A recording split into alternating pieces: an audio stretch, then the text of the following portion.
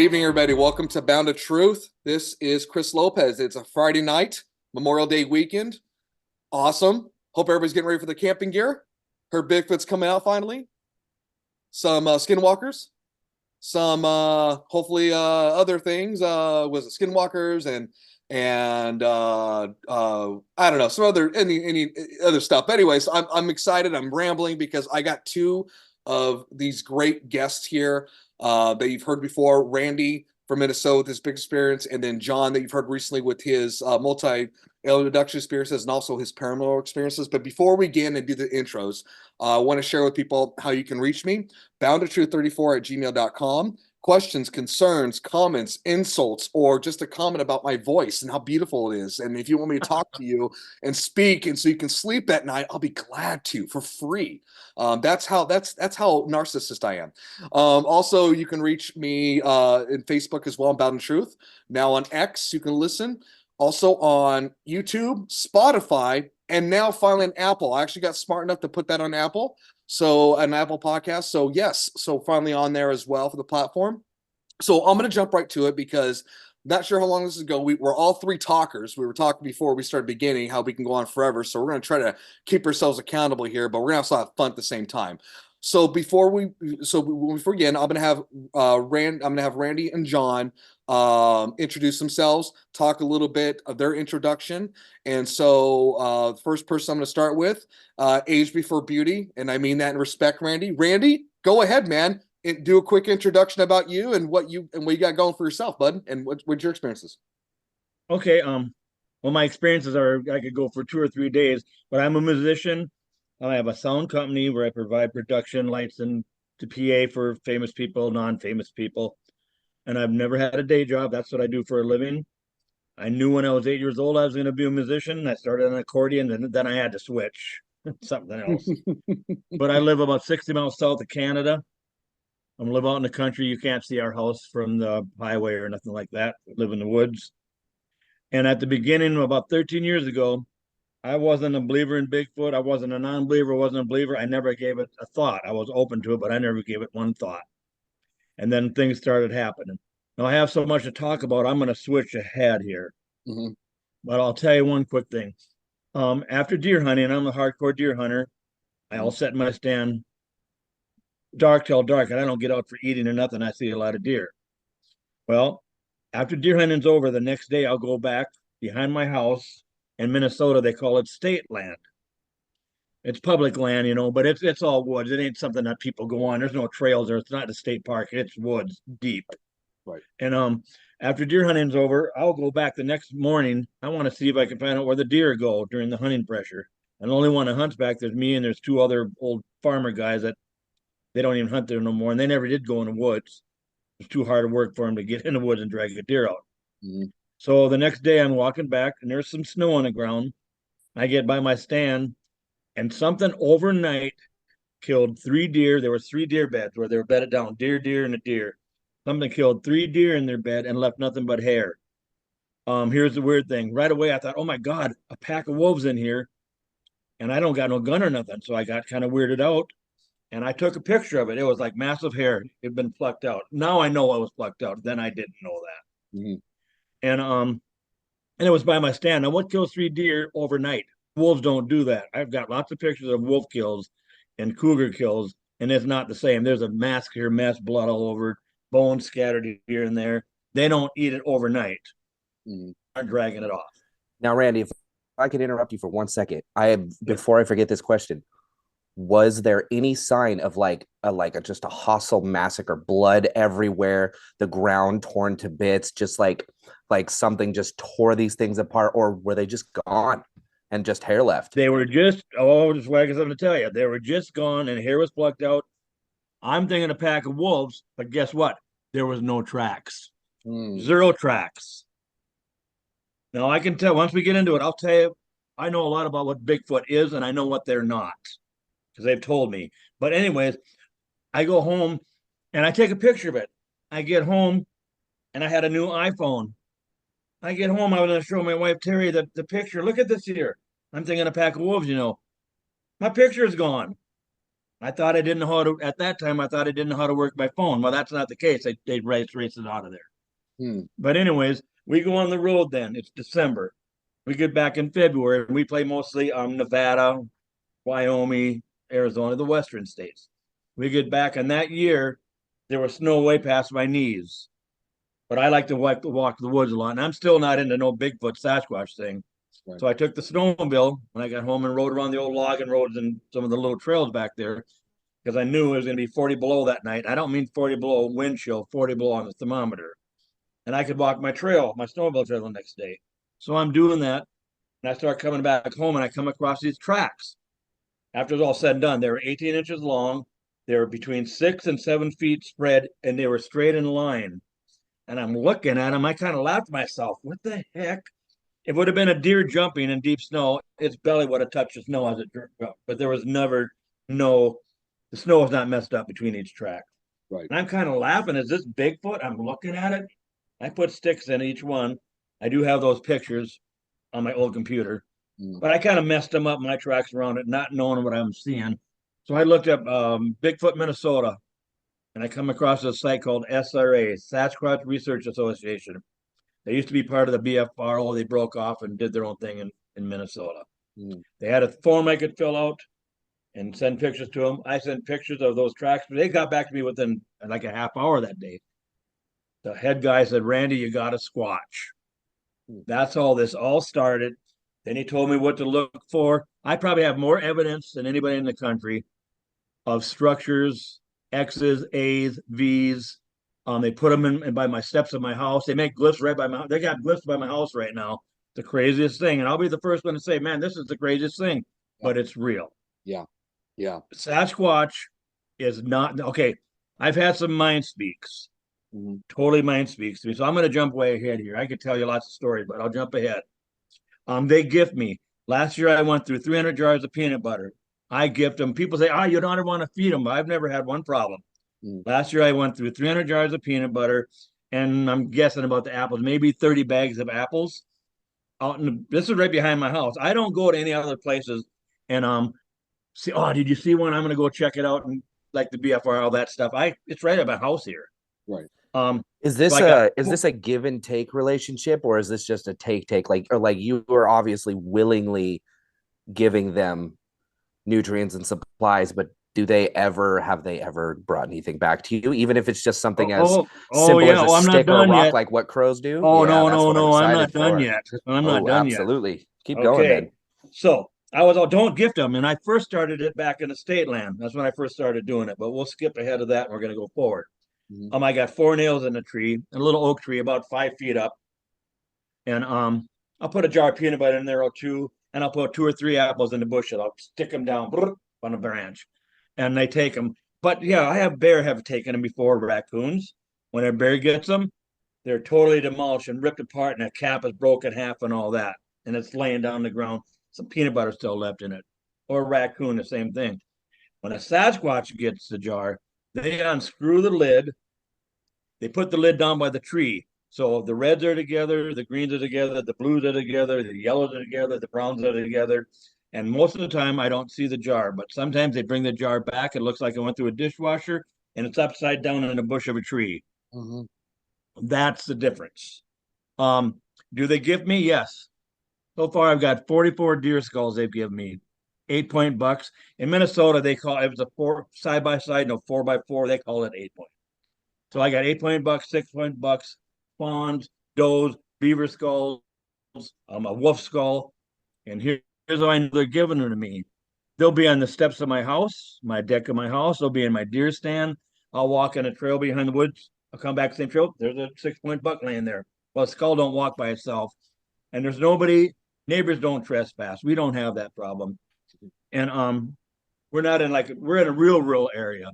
There's no houses. The biggest town by us was only 500 population. And nobody's going out in the state land. I'm going to put a skull down here and see if Randy can find it or make a structure. No, It's not happening. Right. So, as you know, if you're a hunter, you know, like in February in Minnesota, the bucks will drop their antlers. They'll drop them on the ground, and then porcupines, raccoons, mice, squirrels, they chew on them. It's calcium for them. And that's why a lot of times you can't find a deer shed. Deer antler shed in the woods. You just can't find them. Mm. So people would always ask me, God, those deer skulls are perfect. Why are they that way? And I used to say, oh, because Sasquatch got their smell on them. Nothing will touch them. Well, I had a mind speak this fall before the snow flies. We live by a power line corridor too. So I'm back in the woods doing my gifting thing like I do. I do it every day, unless I'm gone on the road, like this weekend I'll be gone. Then I talk to them and tell them I'm gone. Mm. So I decided I'm going to walk through the woods, go back to the house instead of walking down the power line. Again, I'm not thinking about deer skulls, Sasquatch. I'm not thinking about none of that stuff. I'm thinking about what I got to do for the weekend. And all of a sudden, it popped in my head, clear as a bell. It was a mind speak telepath thing. And I said, oh my God, I know. Those deer skulls were never laying on earth as we know it. That's why they're in perfect condition. Mm. They brought those deer skulls to me to wherever they can go, where we don't know how to go. And they have gifted them to me. That's why they're perfect and nothing's ever chewed on, because they weren't laying on earth. Because if they were laying on earth as we know it, they'd be chewed on, and they're not. Right. Now I'm going to jump ahead. About 2 months ago, I had another mind speak. And then because I'm always asking in the woods, I talk, I ramble on out there. I'll say things, hey, you want to communicate today? Do you want to tell me what you are? Blah, blah, blah. I'll just say whatever I say. And before I tell you what I'm going to tell you, I'm not trying to get evidence for the world. I'm not casting, I'm not whooping, I'm not doing the knocks, I'm not doing cameras. They asked me not to do cameras, and I'll tell you about that one. And since I stopped carrying a rifle a couple years ago, my activity ramped up. Then I got, you know what? I'm going to stop trying to get evidence for the world because it's not working. And since I stopped doing that, and they know my intentions and they're trusting me, my evidence is not evidence. My activity is really ramped up a lot. They've been so close to me that I can touch them in the cheek with my finger. So what I'm telling you, if you go don't ahead, mind what? me interrupting. No, you So can interrupt. Go ahead. Okay. I'm writing down some bullet points. Honestly, I'm so sucked into it that I don't even know if I'm going to get into them. This is amazing. So you are what you're telling me, and I'm not coming at this from a skeptic, because just like Chris, and once I give a little bit of insight to you about what I am the biggest believer in just about everything that you could possibly imagine. Yep. So I've heard you say that you communicate with them. Yes. Is this like a verbal communication? Yes. Like you speak to them, they understand. Do they Yes. talk back to you, or do they have their own language and you just kind of get the general gist of what they're saying? Kind of like talking to a toddler. No, they mind speak to me in English. Okay. I have heard the theory of excuse Or me, them telepath, being whatever you want to them say. being a telepath or having telepathy. I've heard that theory about them. Okay. And So go ahead. Go ahead. Sorry. Okay. So when they bring you these gifts, obviously it's just like a crow. They're going to bring you whatever they have available, what they feel is important to them. So I'm noticing a pattern that it's not just their kills or anything like that. It's these finds, and that they're picking completely perfectly clean, these beautiful, well-preserved skulls and sheds and everything like that, and they're gifting them to you. Have they ever brought you a resource back? Like I heard you say you bring them peanut butter and this, that. Have they ever brought you, like, I don't know, some berries, a bushel of berries, or nothing? Okay. Nothing like And that. then, Y sticks. I get lots of Y sticks put on my porch. okay, yeah, that's beautiful. Yeah, And just a little interrupt a little bit. I know there's some things that Randy sent to me pictures wise that look like the sticks are laid out kind of. And I was telling Randy this. It kind of remind me of something Aramaic or Jewish in a way. I would love to see them, Yeah, especially somebody who has been studying Aramaic. And I'm going to show you tomorrow, John. Awesome. Because I told Randy's like, I gotta look into this, and I thought you're the perfect person to kind of talk about with it. And also Randy has a lot of great photos on his Facebook page because they are they are interesting to look at. And like I said, John, you have a lot of experience in that area, and we can collaborate and kind of talk a little about that. But anyways, go ahead and continue. I know we'll get to John here, but I don't want to stop your flow, John. Go ahead. Yeah, Randy, go ahead. Where was I at? I was going to tell you what they told me there. Okay. Yeah. Here's what they told me they are in the mind speak thing. It was clear as a bell. They didn't come across a Bering land bridge. They don't live in caves. They don't live on our earth. They don't go in the swamp in Minnesota when it's 40 below out. Yes, they do go in caves. They do go in the swamp. They do come to earth all the time. They are interdimensional. They can go to where we don't know how to go as of right now. That's why they can cloak. They told me that. That's I've seen them disappear in front of my eyes. What other people have seen the same thing. It's not me just saying it. I've seen them come out of a portal doorway thing. Had people with me that seen the same thing. That's why there will never be evidence for the world as scientists want it, because they are flesh and blood. Yes, they are when they're on Earth. Because I've got 30 envelopes of Sasquatch here. They are that they're metaphysical. They can be physical in our world as we know it, but they can be more than that. Okay. That is why they'll never really be caught like people think they will be, because they're not some big old ape hiding behind a tree. Because I can ask them to do things in the woods and just talk normal, not fast like I am now, and they do it for me. Mm-hmm. They do things for me that's crazy, and I'll tell you about that stuff. Okay. So let's pause that for a moment here, because now Okay. because I'm sure John's got his brain turning right now on those comments regarding what you're saying, Randy, because Mhm. because you're not the first person to say that. And John and I have had a lot of private talks regarding not just from the abduction experiences, because like I said, I don't want to just focus on that with John. He's got a Sure. lot more experiences with paranormal and with the natives around here. Can I And say so, one thing yeah, before we go get for it. into it? Yeah. I've always thought that from everything I've seen, Mhm. but it never came to me. It came to me this fall, right in my head when I was Mhm. out there doing my gifting. Because I'm asking, can you guys, I say you guys, whether male or female, can you guys tell me what's going on here Mhm. and what you really are? And that's what they told me. It was clear as a bell, clearer than me and you looking at each other through this computer. It Mhm. was clear. And I said, I thought so. That, and I don't give opinions. Mhm. Opinions are guessing. Right. I give my experiences, and I can't take away my experiences. The truth is the truth. And Right. here's one more thing I want to say. This is going on for me for 13 years. Mhm. And somebody that's bullshitting or lying 13 years ago, they can't remember their stories from 13 years ago. It'll mess up. But mine never changes because the truth don't change. Right. Right. Okay.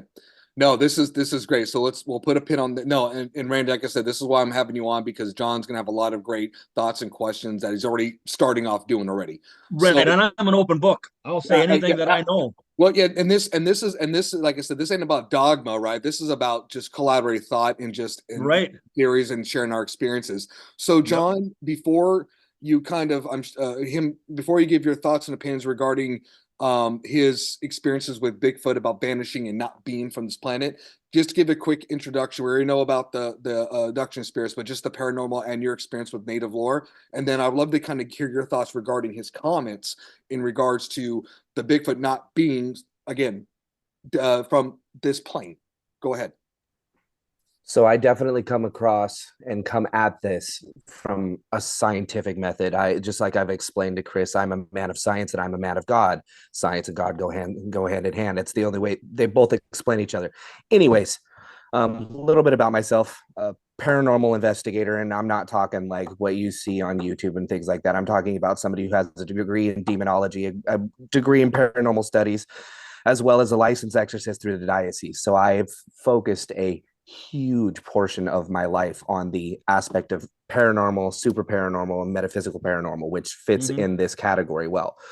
I have never personally had an experience with Bigfoot. Now, I know people that have had and have spoken of their experiences, and some of them go hand in hand with what you have explained. And you already answered a couple of my bullet points here that I put down. And another one, and this was actually a question I had in my head that I was going to originally ask you, but you already answered that, is the fact that they're interdimensional. Because as a man of science, I look at the technology that we have available to ourselves. I look at the fact that I can put a FLIR thermal camera on a drone and I can hunt down a bug in the middle of the woods if I wanted to. And the fact that the United States government, any other government, just not even going to get into it, cannot find these beings living amongst us, but there is obvious evidence that they are here, absolutely points to the fact that they have to be interdimensional. And you answered that question. You mentioned that you have seen them come through a portal. Yep. And it sparked a memory in my head. I can't remember all of the details. I'm sure somebody else out there was. Just recently, within the past year or so, we had an incident where this individual was driving down the road and they saw what they described as a giant on the side, a hillside of a mountain, enter and then exit through a portal in the area. Excuse me, I have the hiccups. Now, I think of this when you explain that they have gone through in this interdimensional plane, that a giant being unlikely, being that the last recorded giant was one of the sons of Anak, and that was biblically recorded. There's documentation of it. Mhm. But now that you say that, my brain goes, holy crap, that was a Bigfoot. There you And go. that makes so much more sense than an interdimensional descendant of a being that was alive in I would like to say pre-Metal Age times, because I believe the last son of Anak, which was the son of the giants, which comes back to biblical times, was recorded being killed in, I think it was 213 BC or something like that. Was Really? the last recorded one. So it wouldn't have made sense how a son of Anak or their descendants had survived all of that time, all the way up to here, having primitive technology. And there was never any recordings back then from Mayan culture, from Native culture, from American culture, from British culture, from any of the other historical cultures on there saying that they were interdimensional. All it says is these were the sons of Anak. They were large men. They were proportionate, just large, just huge, 9-10 feet tall. Right. Now, my question to you is it possible that Bigfoot, not being this hairy monkey being that everybody thinks of in their head, is just a descendant or a bred descendant of an interdimensional being that had bred with one of the sons of Anak? Or maybe that these beings existed beforehand, they exist now, and they still come back, and that just happened to be ones that were just primitive beforehand, and maybe they did evolve with us. I'd like to hear your thoughts on that. Yes, it's possible that, because I only know what they told me so far, but that's all they only told me that much. What I told you is that all they told me. So okay, yeah. So So they have the ability of interdimensional travel. Now, that they're obviously telepathic from what you're saying. Yes. So and with telepathy comes abilities that we just cannot comprehend as human beings. I mean, I can't comprehend the ability to move my car down the road with my mind without using the gas pedal. But in theory, they are able to open and close these portals without technology using telepathy.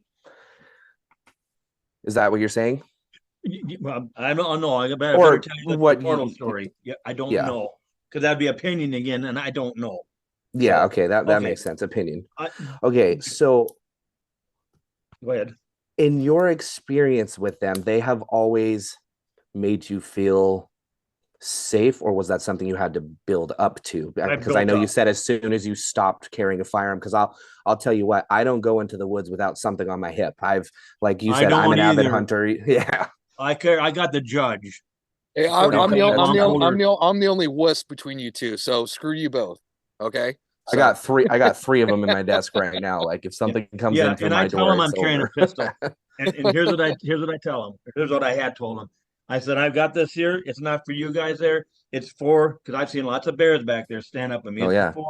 If I get a mother bear and the cubs stand up at me, I can't protect myself like you guys can. Or I've been seeing cougar back there too.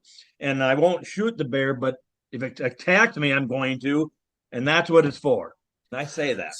So actually, so before you ask your question, John, what I want to ask regarding when we were talking about the portal pieces, and I love where you're going with that, because this is again a great reason why I invited you on here. Randy, can you explain, when you say you saw him walk the portal, can you give a little more detail what that looks like, the best to your knowledge, what that looks like, or what? I'll tell you the whole colors, size, everything. Please, I'm going to give you the whole thing. Go for it. You got a beer there? What is that? Oh, hey, you do. It's a Modelo, of course. I don't like that. It's too bitter for me. But honestly, anyway, it's cheap, and my father-in-law, whenever we throw a party, brings a whole case of it over, and so my fridge is always full of it. So it's basically free beer. It's like coffee. It's not about the taste; it's the effect, man. So yeah, exactly. All right. Anyways, John, that comes here a lot, and he's seen them here with me, with himself even. He buys a brand new camera. This is when I was letting people do cameras. So it's about maybe 3 years ago now. We go back to the state land, and about 30 yards away, but we're all in the woods. He has a brand new camera, brand new SD card, brand new lithium batteries. I bring some peanut butter and some apples. This is my original gifting area when I first started doing that. Put the camera up there, we make sure he takes a picture of us for the timestamp thing. We get into my deer stand. It's just one I make out in the woods there, platform and some plywood around it and some camouflage burlap.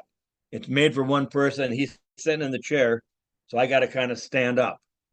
My shoulder's almost touching his shoulder. And about 11 o'clock at night, to the I guess it's to the east of me, maybe I'm guessing now here, 25 yards away or so in the woods. I'm calling it a doorway. It's vertical. It's about 3 to 4 wide of a regular door. That wide. It's wide. Maybe it's huge. 10 feet, 15 feet tall. You know, I don't know that, but it's big. And it looks like the northern lights. It's shimmering, reddish, greenish, bluish, yellowish, whitish. It's kind of shimmering like the northern lights do. And I'm looking at it. It's so dark out. Me and John can't even see each other. I don't say nothing to him. I take my glasses off, rub my eyes. Am I seeing that? Yeah, I am. Put my glasses on. I whisper to John, John, you see that? He says, yes, he's been watching it too. Now, this is in the fall. There's no leaves on the trees. Minnesota has a lot of poplar trees, a lot of leaves. So the leaves are all dead and they're on the ground. All of a sudden, 2 orbs come out of there, like bigger than a beach ball. And they're orangish, kind of orangish like, but they're walking. We can hear their footsteps in the leaves, but we just see these orbs. The top of them are just in orb form. It's so dark out, I don't see the bottom part of it, but they're walking. We can hear the leaves crunching. They're walking over to where that peanut butter stuff was at. Where it is in excitement, we ain't thinking about no pictures or nothing. Maybe it's a minute or so, they come back. We can hear the leaves crunching. The first one is not in no orb form. I see the cone head, red eyes, the shoulders, arms swinging back and forth. It's massive. And the second one is in the orangish orb form. They go to that doorway looking thing, which had been there the whole time. They go into it, everything is gone. We waited a little bit excited. We decided to get down, go over to where the camera is at. Peanut butter's gone, apples are gone. And when we get home, the SD card's wiped clean. The batteries are dead. They're brand new batteries. There wasn't even a picture of us when we put the camera up. Done. That's what I've seen, and that's what John's seen. So the power that these things produce when they are around makes me think that these are right up there with some form of alien being, because my experience with aliens comes from they have just this sheer energy. It's almost like they're made of pure light. They have the ability to enter and exit as they please. The power that comes from the light that is emitted is almost like you can feel it down all the way to your bones. And naturally, something that is producing that much light has to have some form of electromagnetic energy. I'd love to try to get an EMF reading from that, but it sounds like it's probably not even possible if it has the ability to completely fry an SD card, which honestly takes a good amount. I've done some experiments with EMF to try to recreate situations in my ghost hunting that I do, to like, okay, this is what happened. Now I want to find out what it takes to drain the energy on the camera. And it is astronomical. It's almost not even possible to create with civilian technology. So that absolutely eliminates the ability of you guys being able to tamper with this situation, in my, scientific opinion, from what I've done, because it's not possible. The technology that you would have to have would be light years beyond. And no offense to whatever you can make, I make a lot of money at my job, and I know I could never afford these things, because this is something that you'd have to spend $800,000-$900,000 per piece of equipment. That's just on the emitter. That's not even on the power source, which we can't even get. Yeah, you know what too, John, I was thinking about this because I hear the word orbs a lot, right? And it's not just, how do I say this? It's not just, the first time I heard orbs was from you, Randy, right?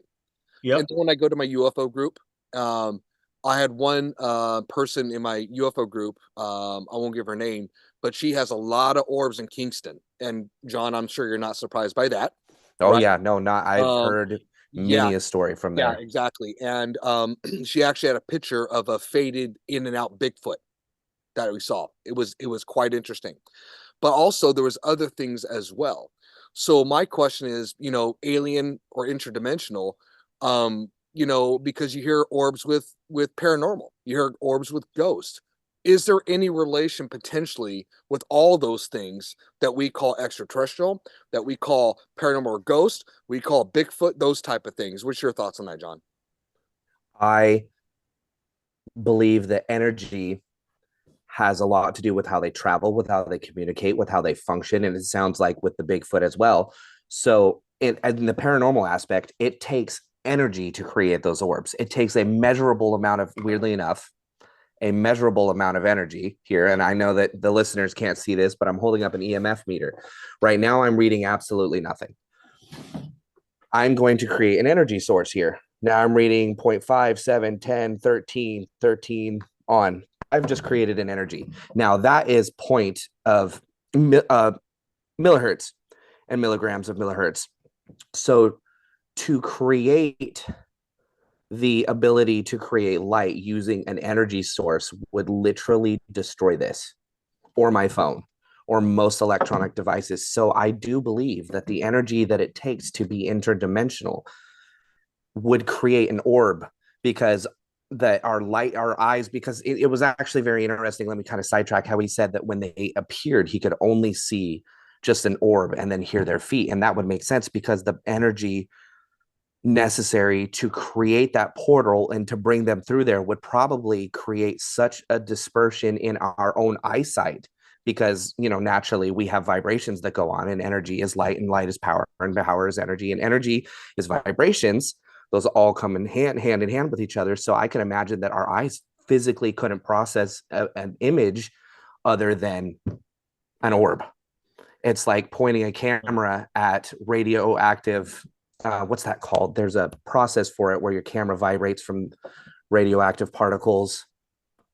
So It'll come to me eventually, but it's the same concept. I believe that all of it comes in together with energy creating mass, which creates light.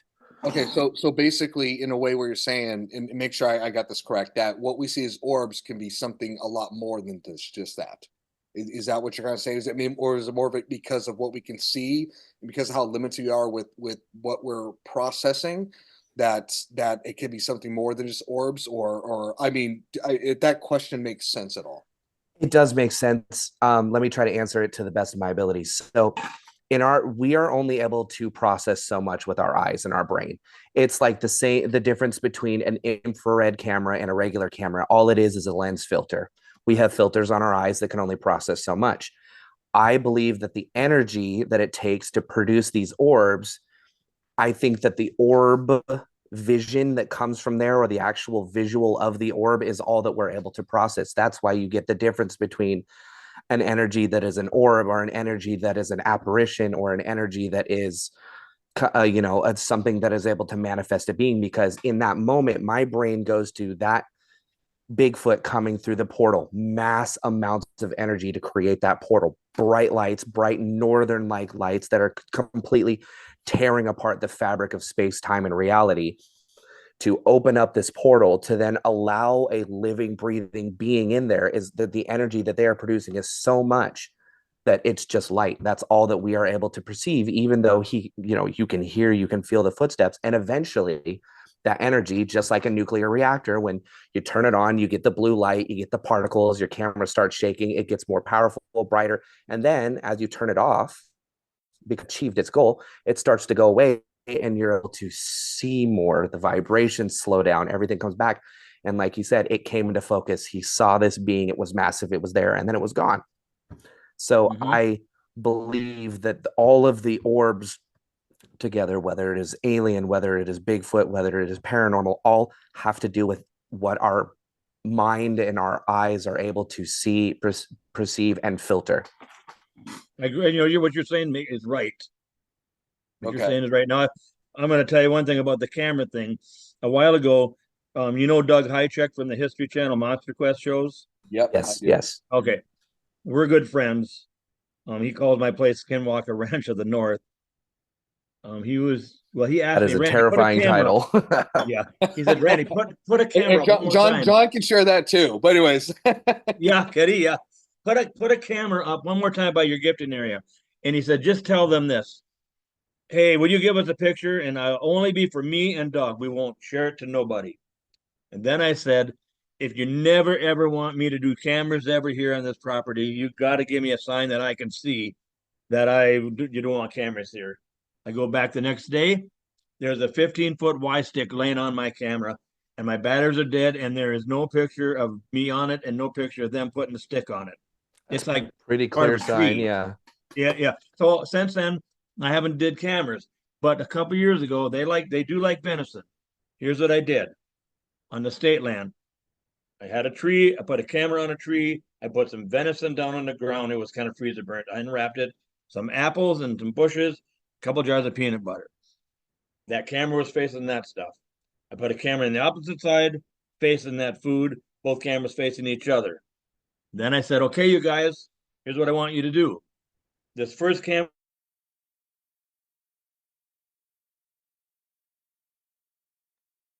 did we lose him? Did I lose you guys? Okay, everybody, hold on for a second. I'm going to put a pause, and we're back. Sorry about that. The government's not happy about the conversations. I always go to that. Just letting everybody know. That was Well, guess what? really weird. You're gonna like this. Every time I get on doing one of these with Bob Dahl, he's from Alabama, Mhm. his internet goes out.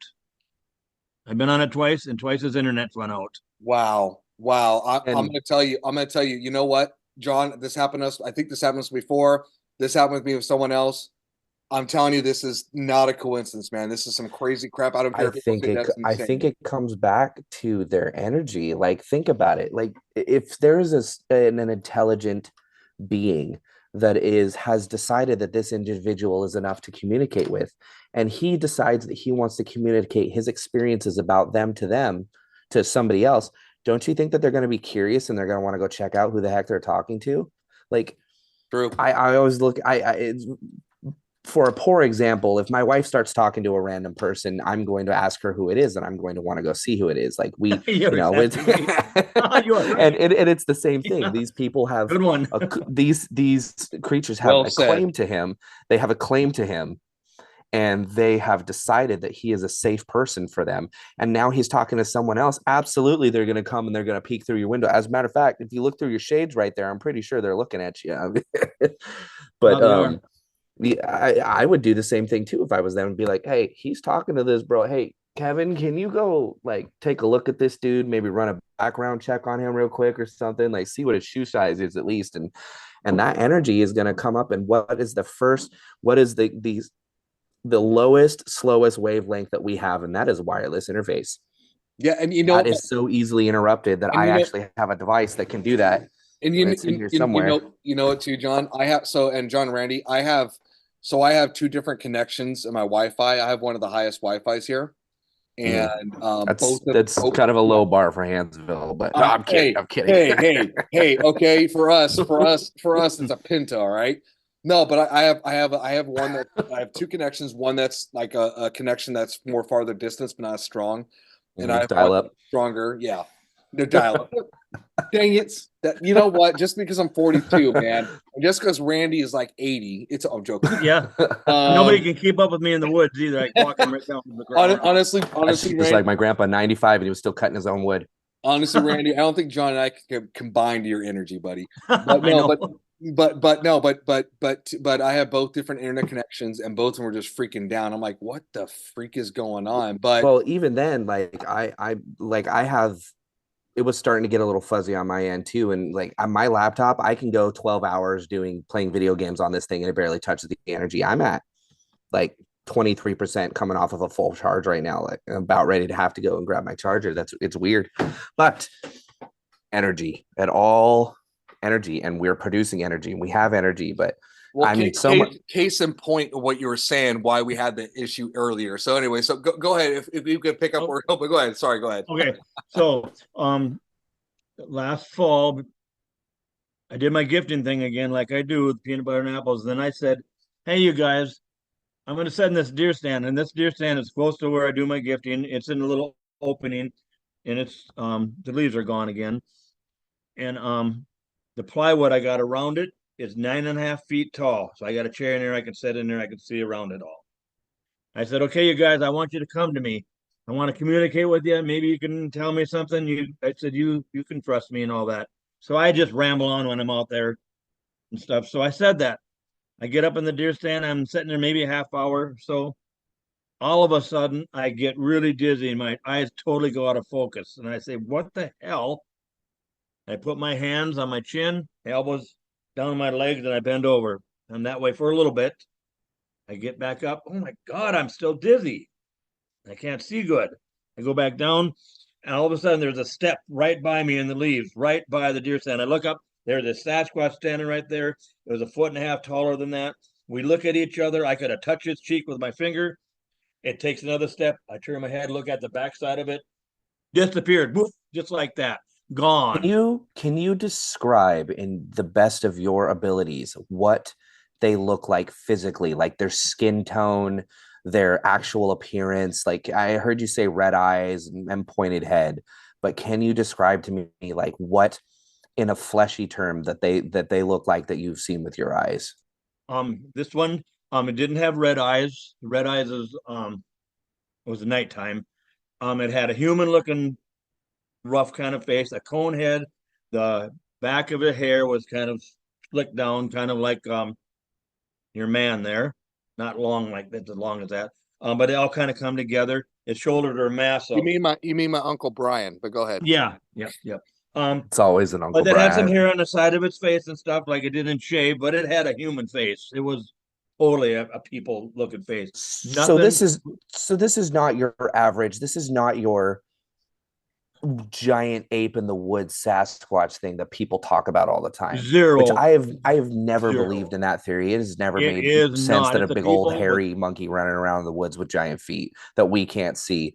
Now, your story and your theory makes way more sense to me because that comes back to the interdimensional. These are absolute now part of the term for I'm not going to alien interrupt because you, but alien just I'm go going to ahead. interrupt you. It's not a theory. It's my experience and is what I've seen. There's no theory about it. Oh yeah, I've you're seen right. it. You Fact know, is you have seen it. Yeah. right. So the fact that you have seen it, and pardon for using the word 10 theory, times. 10 yeah. times I've seen it. We look at each other close, and I'm talking in the daytime, close to me. We look at each other. Not once have I ever seen it behind a tree back in the woods where I barely see it. I see it good. I've seen the red one. I've seen the black one. I've seen a cloak this year. I'm back doing my gifting. I start walking down the trail towards a little creek, and off in the woods there, it's about 10, 11 feet tall. I see the whole body. It looks like the movie Predator, but it's black. I can see through it, and I see it for about a second and a half, and it's gone. But I seen it good. It cloaking. So if I were to give an intelligent guess to what these creatures are, Okay. this is not like you have described. This is not some form of primate being that wanders our earth hiding in and out. This is an alien. The Right. Bigfoot, as from what you are telling me, is an alien being. And pardon the term, because people, when I say the word alien, it is such a vast term. People automatically go to little green men from Mars. Yeah. That is not it. There are, just like there are us, there's no way that there are not different species, creatures, and subspecies of alien beings. Now, we people talk about the grays, they talk about little green men, they talk Right. about the salient beings, the lizard ones. This is obviously another one of those entities that has decided that they live a little bit more primitive than the rest of them, but they still are light years beyond our capabilities. Well, and you know what too? This and I asked Randy this before regarding the dimensional piece. When I asked Randy, when it came to the portal thing crossing over, right, to meaning, quote, interdimensional, or whatever. I asked Randy, do you think it was more technological, excuse me if I said it right, or more of a natural ability? And Randy, what did you say? Natural ability. That's And I that's don't very believe interesting. Because that's really cool actually, because that makes me think that it takes you back to the God aspect of it. These creatures are able to do something that we and other species are trying to do with technology that they can just do naturally. you're Now, exactly right. we have humans, we have people that are psychic, we have people that have the ability of combustion with their mind and all and levitation and things like that too. I fully believe in that. Have I Yep. ever seen those personally? No. Have I heard accounts from people that I know and that I respect very well that have seen those personally? Yes. Do I believe them? Absolutely. But hearing that there are other ones absolutely makes sense to me. Because why would it be that we're like that, but these other creatures are not? They're just more advanced than we are. And these ones specifically are more primitive. They have a natural ability and they don't need the technology to advance. They have it all built in to their bodies. Well, Yeah. Now here's something I do. I should tell you this, and and I got something to tell you. actually, before Randy, before you go into that, Yep. I did, just to piggyback a little bit what John was saying. It's no different than certain other life forms here. When it comes to like octopuses, they can change color. They, when he looks to chameleons, they can do those things. Is Yep. it extraordinary when is it compared to crossing dimensions? Maybe not, but is it extraordinary when it comes to what these species on Earth can do, even though we're like considered a quote apex predator? I mean, it's an amazing, You're only an apex telling me grizzly. I it, always tell everybody that's that. true. That's a good You're point. right. Yeah, good point. But look at the species here on Earth that can cloak and disappear and do those things. They may not be crossing over, but they can be surrounding themselves. They can hide it with their own surroundings just by the touch. Like for example, the octopus. If you hear about the octopus, they don't see colors. They feel it. You know, and Think of a chameleon and what they can do. The fact that they can go from this bright green, vibrant creature to completely gone in the blink of an eye. It goes and it touches something and it becomes that. Correct. So if somebody says, "Well, that's impossible," well, look what the species we have on Earth that can do. How is that possible, right? How can an And, octopus feel colors and do and that we type of have thing? the technology to do the same thing. The Yeah, military has shown that it's just primitive. It's right. in experimental phases, and we have to use mass amounts of energy, light Correct. refraction to create that. They Well, have just figured it out with energy. look at the electric eel and what they produce in the energy wise, right? And that type of thing. But anyways, Randy, go ahead, buddy. Sorry, I didn't mean to interrupt you, but I Oh, no, want that's to all get right. I back just want to tell you, into that. Yeah. I've got so much to tell you that he's gonna want to hear. But here's what I do. I want to tell this part. I go out every day, and when I'm home, put my peanut butter out there. I put my apples in some bushes around the area, and then I've got some wooden blocks, kids' little wooden blocks, and they're maybe at 5 feet from my peanut butter little tree, and I'll put them in a design, random design.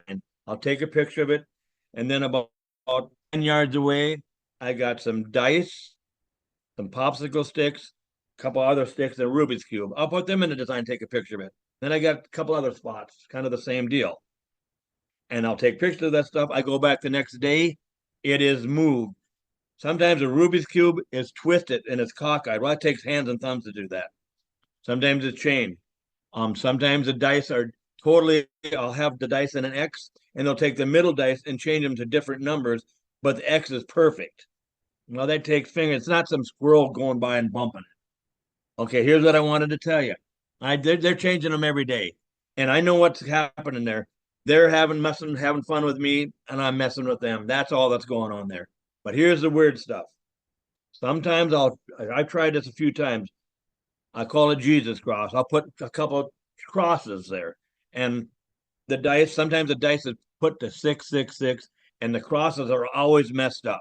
It's like they don't like them crosses.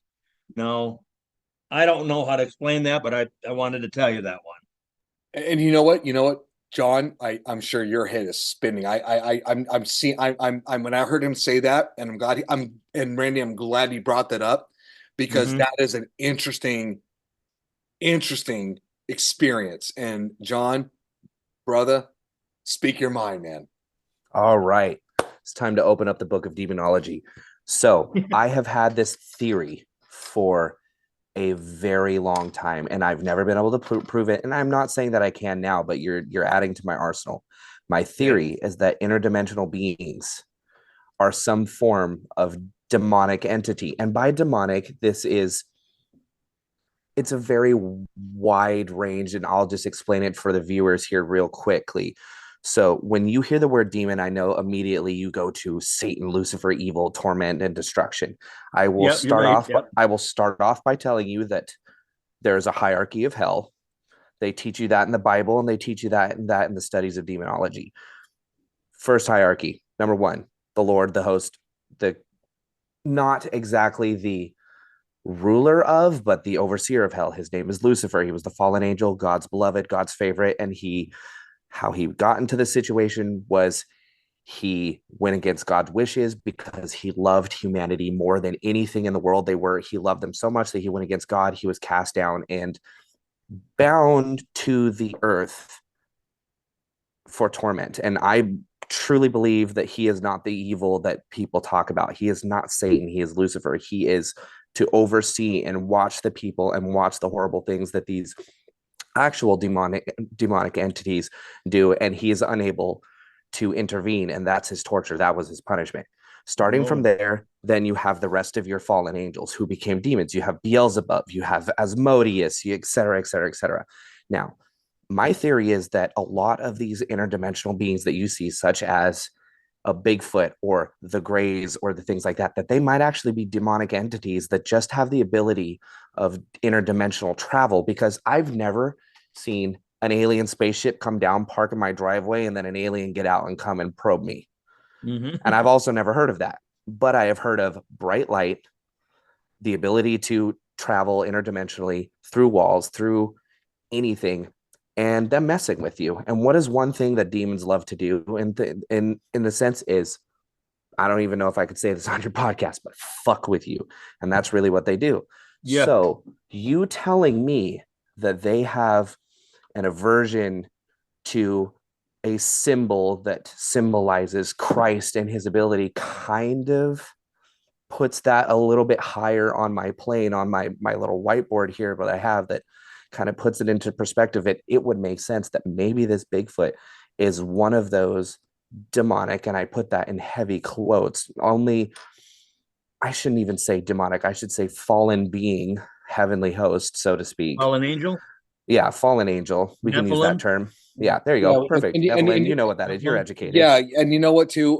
To piggyback off that too, John, is like I'm wondering, like, like with any species that breeds, right? You know how we have different, different how do you call it? Ancestry.com, right? We always try to see where we're coming from, right?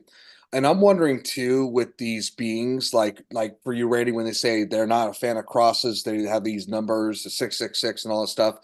I mean, maybe they are, and I can speak loosely here, that that could be something that they're not fully understanding why they're not liking it. You know what I mean? Because they're a pass down of something that's from a beginning, like we are quote from Adam and Eve, right?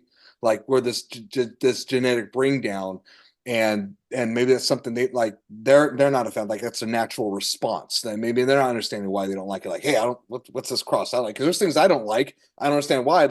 Like for example, I don't like eating fish because I don't eat fish. And you So, live in the Pacific Northwest. Oh my God. I know, but I hope that kind of makes sense, because I like you're saying, like where you're saying, John's like you're trying to be, you're like, I don't want to see demonic per se, but you're trying to explain like maybe that's something that they're trying to understand where they come from, because of how things have of like spawned over a lifetime of breeding and existence. If that makes sense. It does, without taking away the show from this gentleman here, because I don't want to do that. So you have to think of, he mentioned the Nephilim. So in the Apostle of Jude, and also in Genesis, it talks about when the angels came down to have sexual relationships with the women of earth. The Bible literally says that. And people, will argue like, oh no, angels and demons, I don't know about that. It's the Bible literally says that And they God miss that a lot, punished by the them. way. They miss that Yeah, a lot all the a time. lot. Yeah. They will say that they were punished because they came down to have sexual relationships with human beings. God created human beings. The angels were jealous because they were his perfect creations. Lucifer fell in love with humankind and mankind. They were his the everything to him. And God said X, Y, and Z, and he's like, I don't like that. And so God said, okay, you're not going to do what I want. Congratulations, you are going to live in this torment. Now, did these angels breed these creatures that were highly intelligent, these people that were different looking, taller, the sons of Anak? They were considered angels. They were unstoppable. Goliath was a son of Anak. He was unstoppable. He was massive. He was powerful. He was strong. He was highly intelligent. He wasn't a walking around giant like Game of Thrones Hodoring around. He was a highly intelligent being. If you were to put him in today's society, somebody like Goliath would probably be running a country. Um, and was that an angelic bred creature? Yes. Could the Bigfoot be that? Do they have interdimensional powers? Think of what happens when you breed in I like to say in movies because it's the best way, because everybody's seen a movie where you've had a superhero or a gosh, I'm drawing a blank on the name, a demigod, where they're part human, part god, and they have these abilities and they unlock these abilities. It could easily be the same thing too Well, with the Bigfoot. here's a good example. I mean, look at Greek mythology. Look at Hercules, right? Absolutely. You know, How can you breed something that is superhuman like that without having a superhuman element? well, and here's another example. Is Hercules, like you look in the Bible, Samson, Delilah? Yeah, I was just gonna say that. Gosh, I love the Yeah. story of Samson and Yeah. Delilah. So is there, I mean, do you see what I'm saying? Like you got Samson and Delilah, and Samson is this strong, mighty man of God. How do we not know that's not that as well? Right.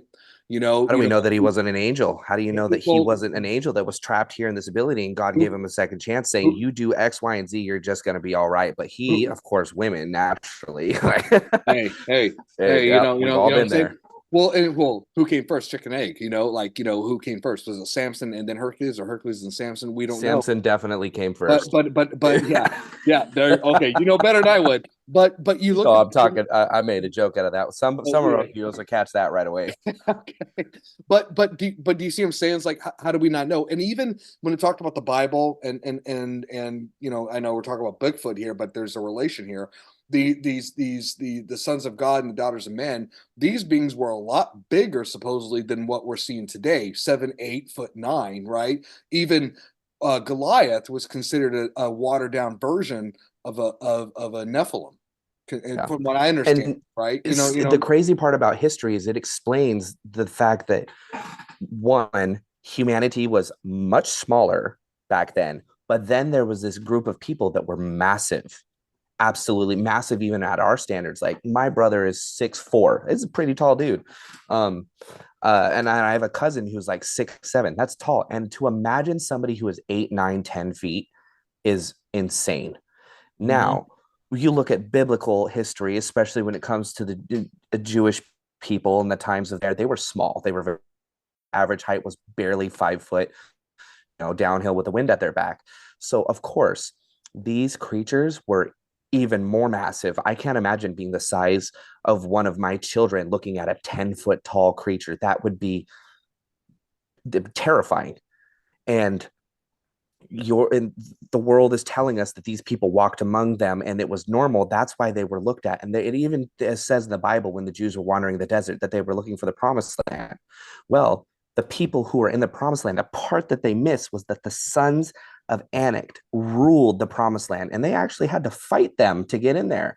You're talking about and they were giants. You're talking about like when Moses took him out of Egypt. Absolutely. Yep. Yeah, and when they exactly went to find the promised land was literally occupied by the sons of Anak. When they tried to enter, the reason that not only the fact that they weren't following God's orders, but they had to keep wandering, was they had to keep coming back to deal with the sons of Anak, who were massive, strong, highly intelligent creatures, Bigfoot like, that were huge. Who knows? Maybe they were interdimensional. Maybe these creatures have been around since the dawn of existence. Who knows?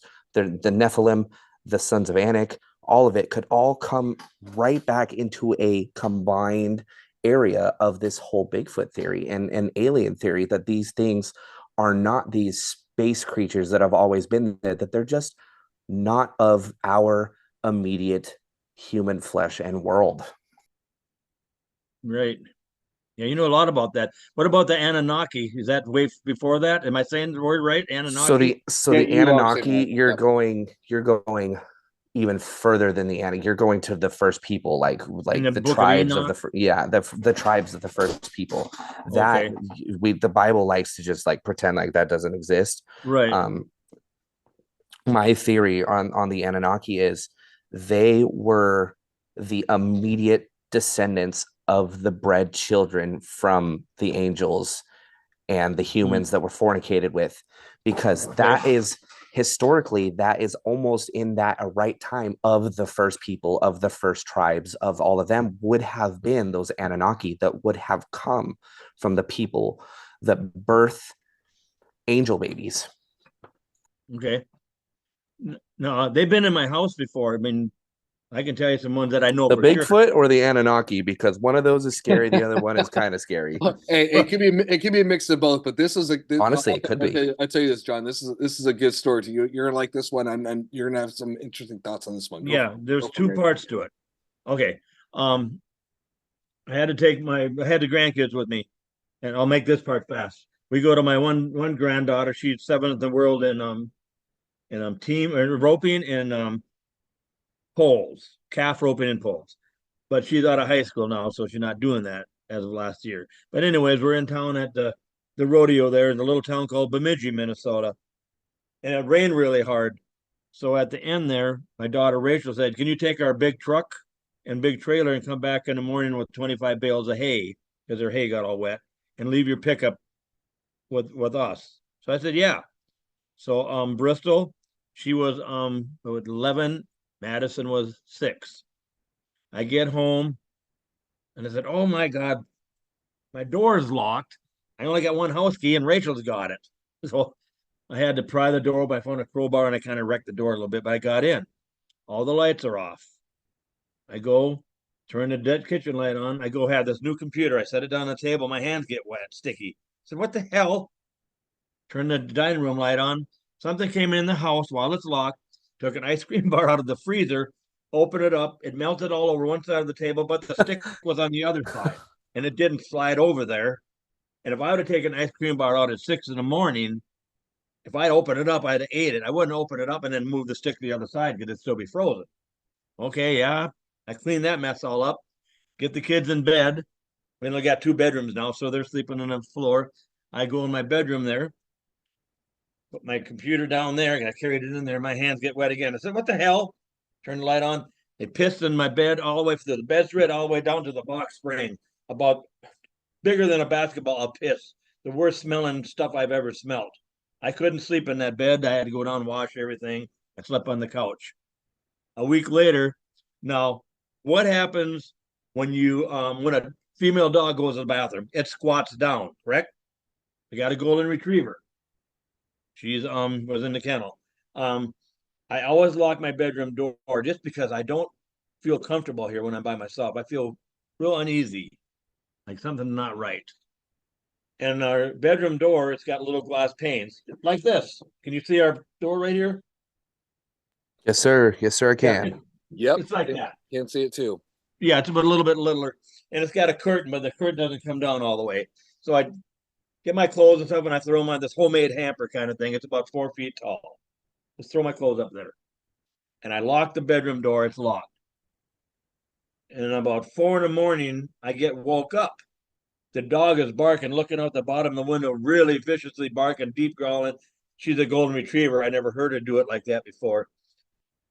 But my door handles click, click, click, click, going like that, turning back and forth. But I'm froze. I can't move. I don't know. It's like I'm paralyzed, but my eyes are open. I just can't move. Then I must have dozed off to sleep.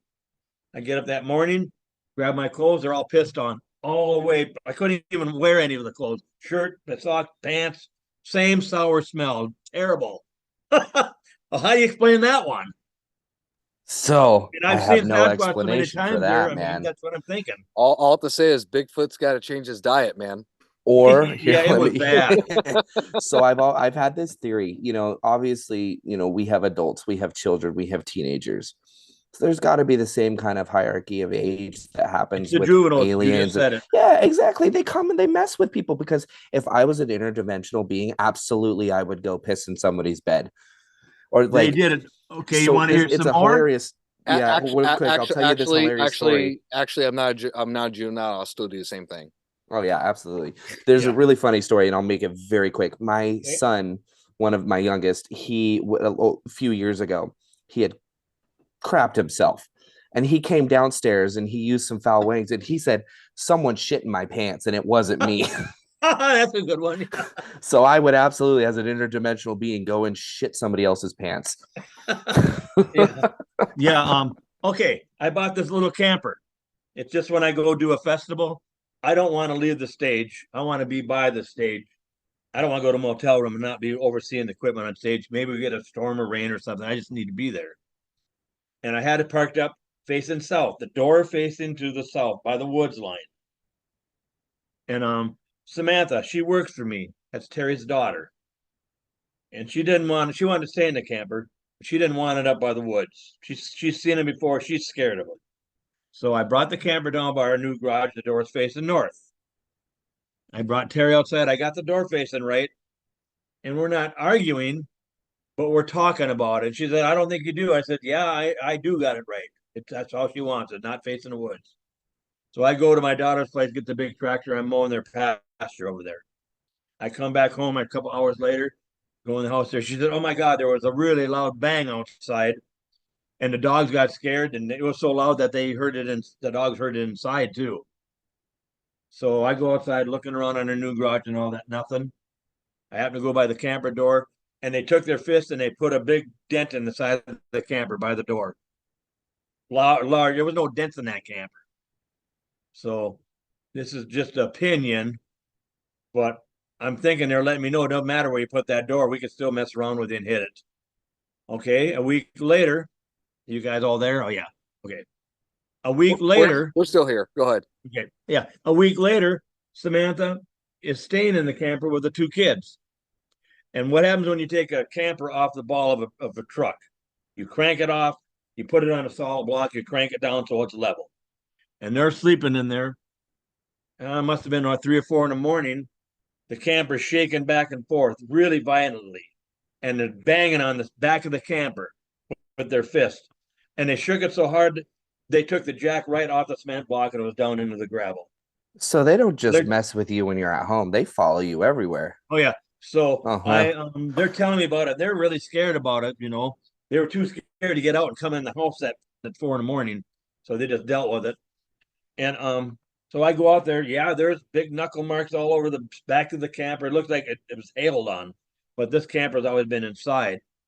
Was the guy I bought it from, and the jack was right off the cement block and down in the ground. So here's what I said.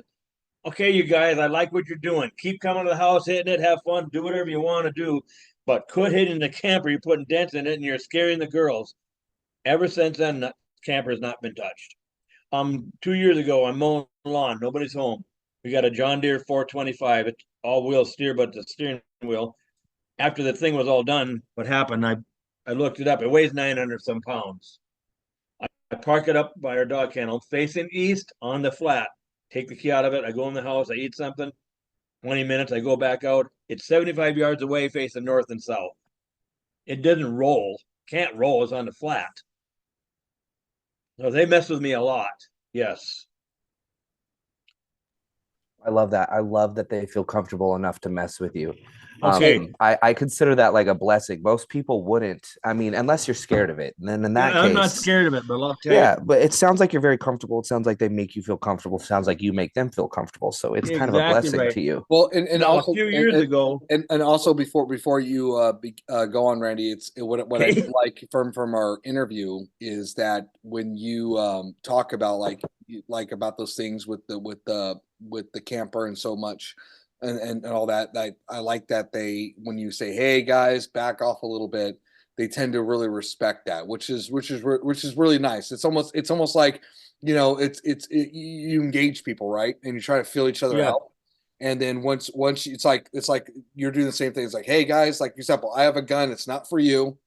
I'm here to protect myself from other animals, and like, okay, I get that. And then when they come up and they try to mess with you or whatever that is, again, juveniles or whatever, they kind of seem like they respect that as well. So I think that's really interesting when it comes to the dynamic of the relationship of what's going on. Yeah, and I asked them to come to the house all the time. Even today, I did.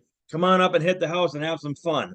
But anyways, what I wanted to tell you, um, Jim from the SRA a long time ago said, Randy, you got to stop carrying a rifle. They know what it is. And he said, when you go out in the woods, you got to talk to them. I said, talk to the woods? You know, I wasn't doing that at the time. He said, yeah, it'd be like me walking in your house. You're going to wonder who's in my house. So, and he You said, gotta wear a say, "Hey, GoPro bear, camera. yo, bear." Yep. Yep, Let 'em know backwards. you're I there. said, I don't have a GoPro camera.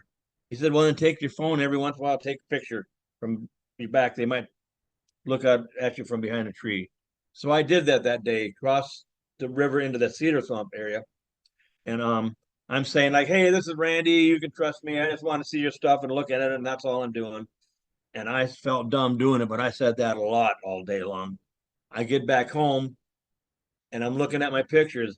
Oh my God, I got 3 Sasquatches in my phone. I'm all excited about it. All of a sudden, there's a huge bang on the side of the house. I mean, it like shook the house, but first thing I thought, oh my God, somebody's knocking on the door. So I get up, start walking, get in the kitchen, and a female voice that goes, Randy, says my name. And I said, oh my God, there is somebody out there. I go out there and there's nobody there. There's nothing there. So I start looking around and there was a big old oily white handprint on the side of my house where they hit my house. Yeah, and you know it's funny. You sent photos to me with their oily handprints, which is incredibly Yeah. amazing. I'm gonna interrupt you two gentlemen here Yeah. real quick by saying that as you were talking about this, I've had my EMF meter just sitting here, honestly, for my own protection. It just spiked up to like 40.9, and then I don't know if you saw it, but my lights just turned off. Yeah, I saw. And I that's a did see light. that. That's a I did light see- switch. That is I a did- switch. There's no timer. That's a Yeah, switch. I did see. And my that. switch I is was- off. I don't. You could see my switch right there. Right there. I did see that. Yeah. Just turned off I was out like, of why, nowhere. I was like, why does lights go off? That's interesting. Scared the crap out of me. I My know. EMF, I don't know if you heard the beeping from my EMF meter, but it started beeping, and then now I'm at a base of 0 again. So Because I've sent my friends over to you. Okay, Yeah, I don't here's know. another one for you. I'll tell you, you might feel. feel comfortable with them, but I. Yeah, you know what? Hey, and Randy, before you go any more in your story, I'll tell you this. When I first met with John, we went to a burger place called Grub Hut in Kingston, where we're at in Washington. Uh-huh. And John will confirm this. So we're sitting there because I'm doing our pre-interview before we do our official interview. Like, you know how I sent my messages on Facebook for people talking. We were talking and so forth, and John was sharing an experience. And remember that old lady, John? Oh, that was freaky. It was like if anybody has ever seen weird things Legion. happen. It's twice with you. Twice. If so anybody has ever seen the movie Legion, this old lady was like the one in the restaurant where she said that the little babies were going to burn. She stands there. She's just staring at us. Like big time. There's nothing behind those eyes. They are hollow. They are black. They're complete. And she, oh, I'm just talking to him. And I'm like, talking to who? There's nobody else. She's smiling. She's waving, looking up. It's like, either somebody lost their patient or grandma is going to turn over and eat my throat here in a second. It happened. Yeah, and it was creepy. Is that I don't, and this is speaking my age. Like how about the guy that we ran into when we were on our first ride together? Yeah, our first ride. That's our second hangout and our first ride together. And but anyways, going back to the old lady, it was like this music video from oh my God, I forgot the band name, but Black Hole Sun, where the smile was just big, like the Joker, and her eyes was unnaturally from ear to ear. Like I can smile pretty big. I've seen some people with some big mouths, but hers was like, and I told the Cheshire Cat. John and I were looking, and I'm like, dude, what is going on? I've never had that experience before, but hanging with John, I was like, dude, what the heck? John's like, dude, when you hang with me, weird things happen. And when we went to Port Townsend. We're riding through, and there was a lot of weird vibes. There's a lot of history of paranormal experiences. there were so many people giving us dirty looks. It was the weirdest thing. And I told John, I was like, dude, that guy just gave me, what's going on? I got dirty looks everywhere. And John's like, dude, it's not just you. I'm like, no, I don't usually get dirty. What's going on? And we weren't being poor Townsend is used to motorcyclists coming through there. My bike's not Every loud. time. His And bike there wasn't was loud. We plenty were of respectful, motorcyclists and they going were through all there. like Yeah. literally mean mugging us specifically. And then we stopped for a cigarette, and this guy came out of nowhere. Now he could have been deaf. He could have. I don't remember if he was signing to us or not exactly. Like that kind He of was scene. he But was staring at us for a bit and it yeah, he stopped. came up and he was looking. just We're like, just like, okay, what's going on? and then he starts asking us for stuff, and he starts asking in this weird way, and then he holds up this sign like he can't talk, like he just held it up, and he was asking for money or gas or something like that. And then I was like, no, and then he's like, it was just, and I've had a lot of experiences out in Port Townsend. I know the homeless out there. I know the community that's out there. They're beautiful, great people, and I don't want anybody to ever think that I don't love your town. Right. But you guys creep me out. And I was sensitive about it too, because I've I've been to other areas that have had a lot of homeless and everything like that, but there was something that was just off. And I'm not saying that in a bad way. It was just something off. But anyway, sorry, I know it was off topic. Well, that's all right. But anyways, go ahead, Randy. Sorry, bud. I gotta tell you, I don't know what well, let's talk about the knocking. Okay, go for it. Okay, I'm gonna give you a quick two stories. That's really scary because you said that, and a couple years ago just knocked on the door. I'm back in that deer stand where I had that portal thing and all that stuff, and I shoot a deer. I dress it out, and I say, "Here's a heart and liver for you guys." There's snow on the ground. The next morning, I go back there and I get in my deer stand at 5, and I look at oh my God, I'm here way too early. I'm gonna have to sit in the dark here an hour and a half before I even can see. All of a sudden, I get a knock to the right of me. It like echoed the sky. It was loud. It was close to me. It didn't bother me too much. Then I get one to the left of me. And then it bothered me. I said, oh, that Sasquatch is here. And then I get one to the right of me. And I sat in the deer stand until about noon, and I never seen a thing, not even a squirrel. So I said, I'm going to get out and walk around and see if I can see tracks. I walked around that whole area of those woods there. There wasn't one track. And then another time I got John Badger, one that's seen the portal and all that. We're back in another section of land back there. And I would just said, hey, why don't you guys give me a sign that you like what I've been doing? All of a sudden I get 1, 2, 3, 4, space 1, 2, 3. And we walk around. We had 7 knocks. Somebody told me that means hello in Morse code. But we walk around where we heard the knock and stuff. There wasn't one track. So we go back home after a while, looking at stuff. Next day I go back there. I walk that whole land, even got in other people's land, not one track.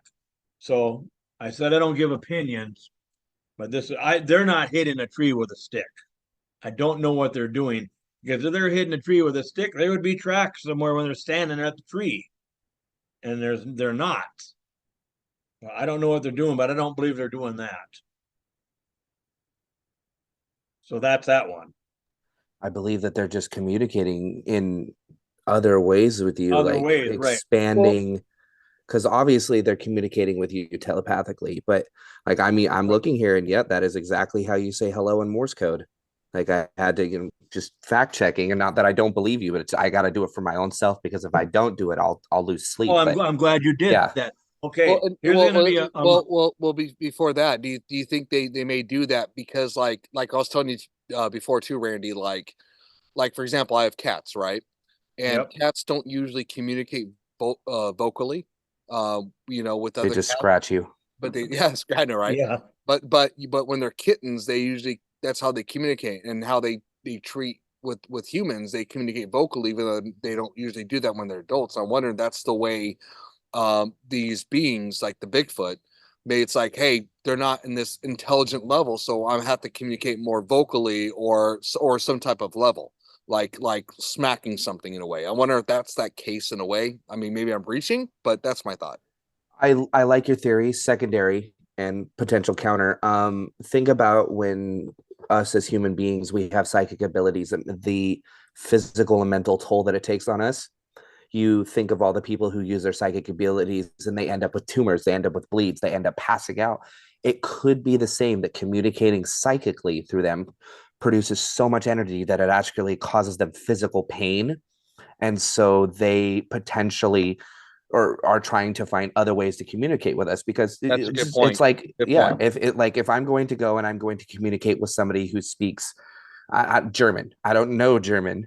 I know a little bit, enough to probably get me thrown in jail, but yeah, I'm going to try to find another way to communicate with them, whether it is writing down, whether it is, signing or pushing or pointing towards things. I feel like it could be the same way, but again, it's just an educated guess.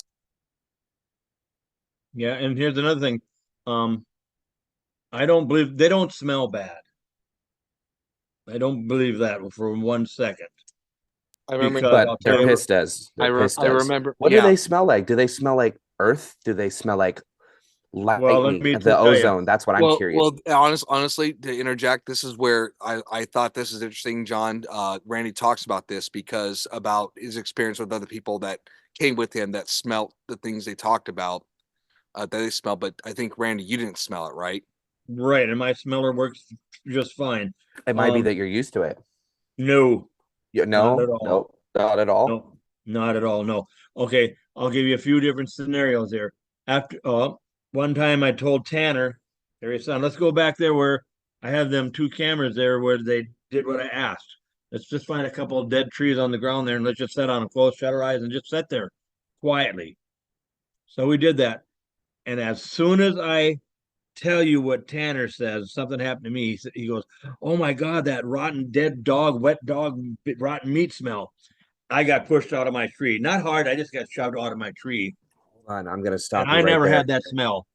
The smell of rotting flesh goes right back to demons. Yep. That is a very common, and like you said earlier, I'm not here to make people believe anything. I don't care if people believe what I say. I really don't. I know my truth. I know that you know your truth, and Exactly right. I am listening to you, and I believe you. I'll tell you honestly, I believe you.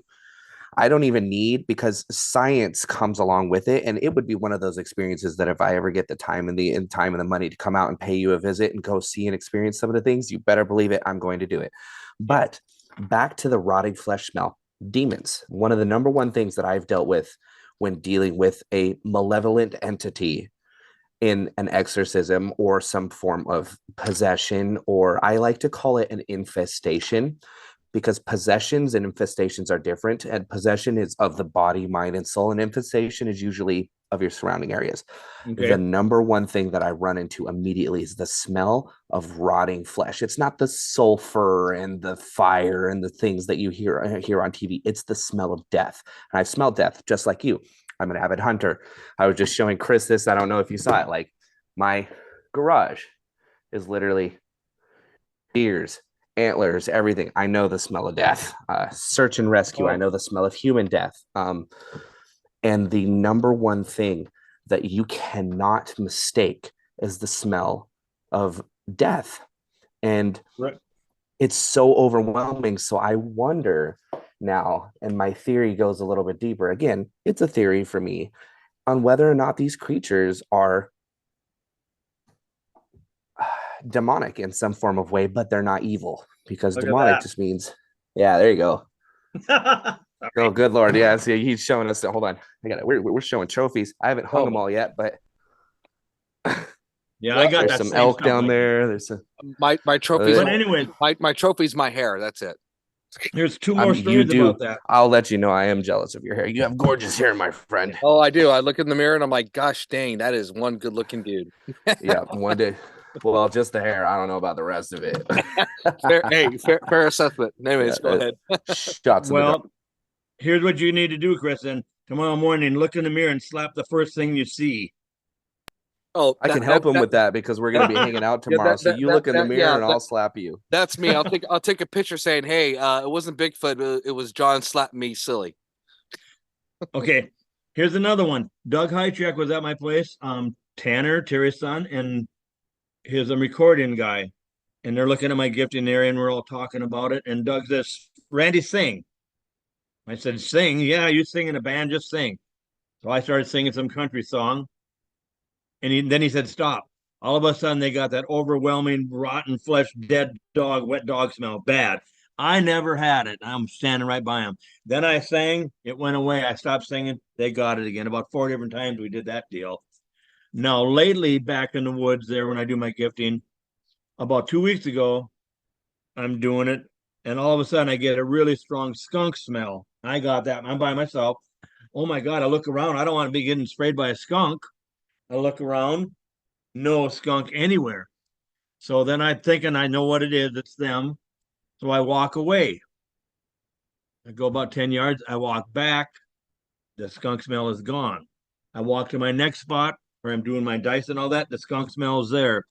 Walk to my next spot. The skunk smell is there. It followed me around and it followed me down the trail.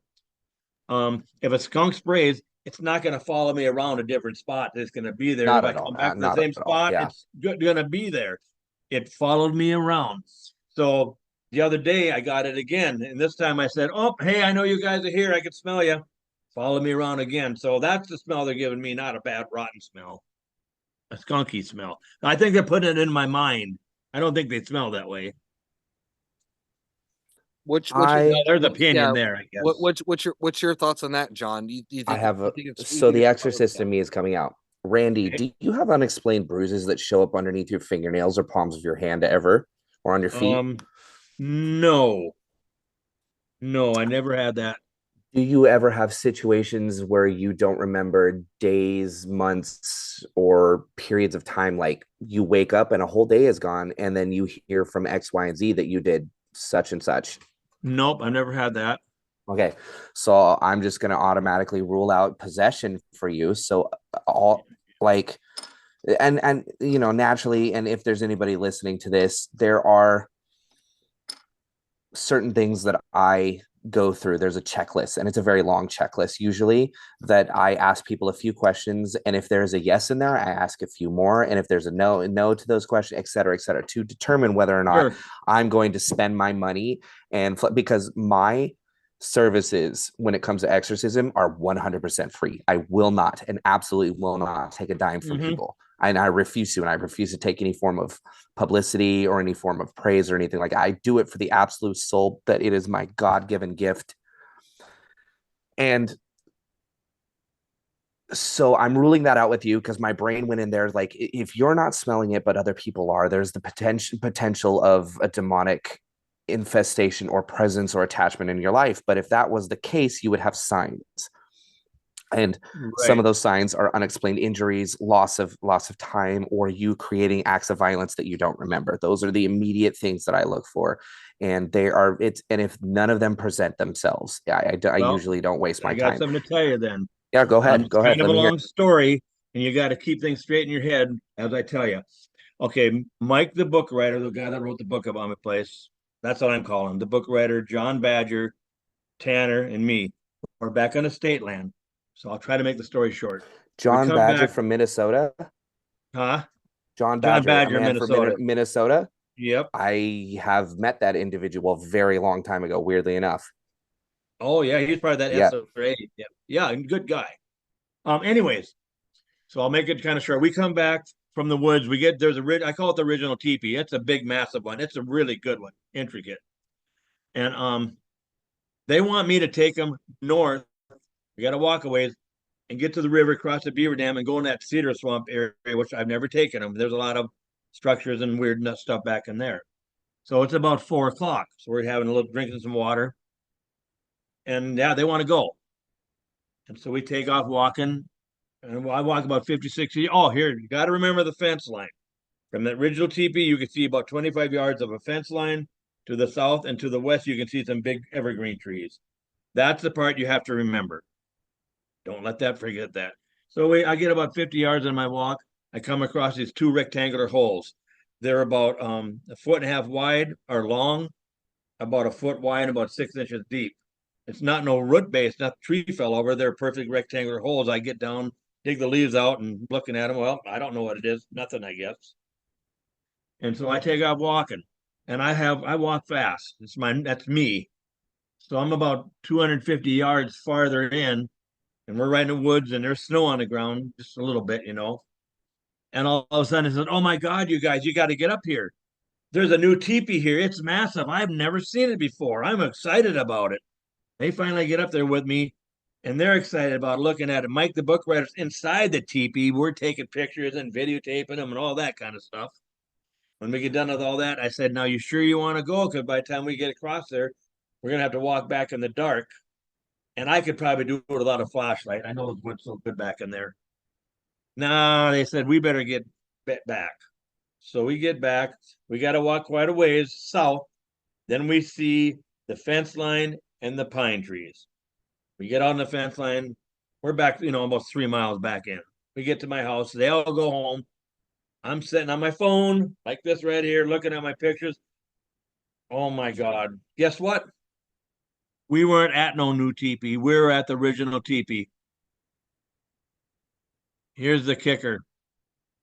We never circled around because I went back the next day and our tracks go north. They did not circle around and end up at that original teepee, but that's where we were at. Thoughts, You John? follow on that one? Yep. Thoughts, John? The alteration of human perception. I've experienced it one time in a situation where I couldn't explain it as a dream, and I went over one of those situations with Chris here. Yep. All four of us had it. Yeah. Go ahead. I can't explain. It's. I wouldn't say that it's demonic. I would say that it's absolutely a paradox, like an interdimensional paradox. You all perceive something as brand new. It gave you the vision and influenced your mind enough to make you and everyone that knew the situation believe something different. And then it turns out that it's absolutely the same. It has to be something absolutely altering.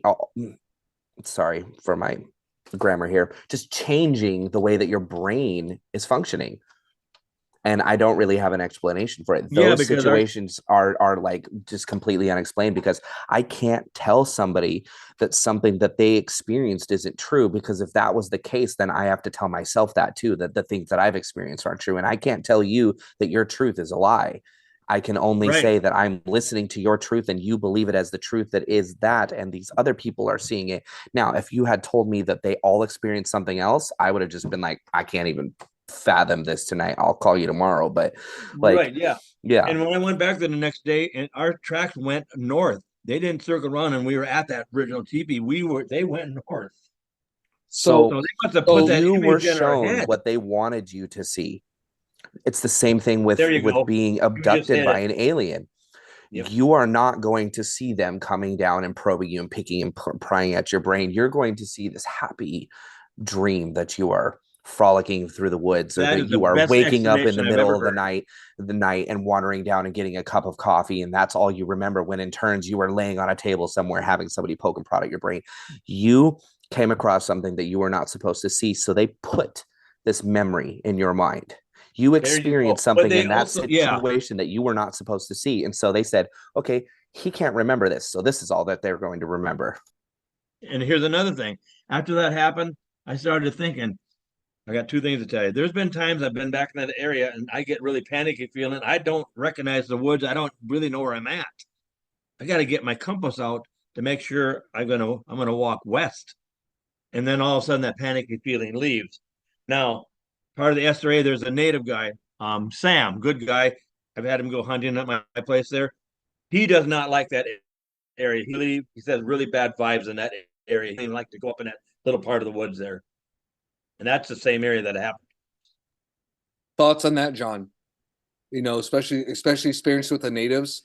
I will say that my experience with the natives is I've grown up with them. I'm Native myself. I'm not Native American, but my tribe hails from some of the original people. My tribe is Aztec. I'm Mexican American, and my blood heritage goes back to them. My wife is Native American. I live on a tribal reservation. I have been involved in many spiritual journeys when it comes to tribal situations, such as journeys, sweats, you name it.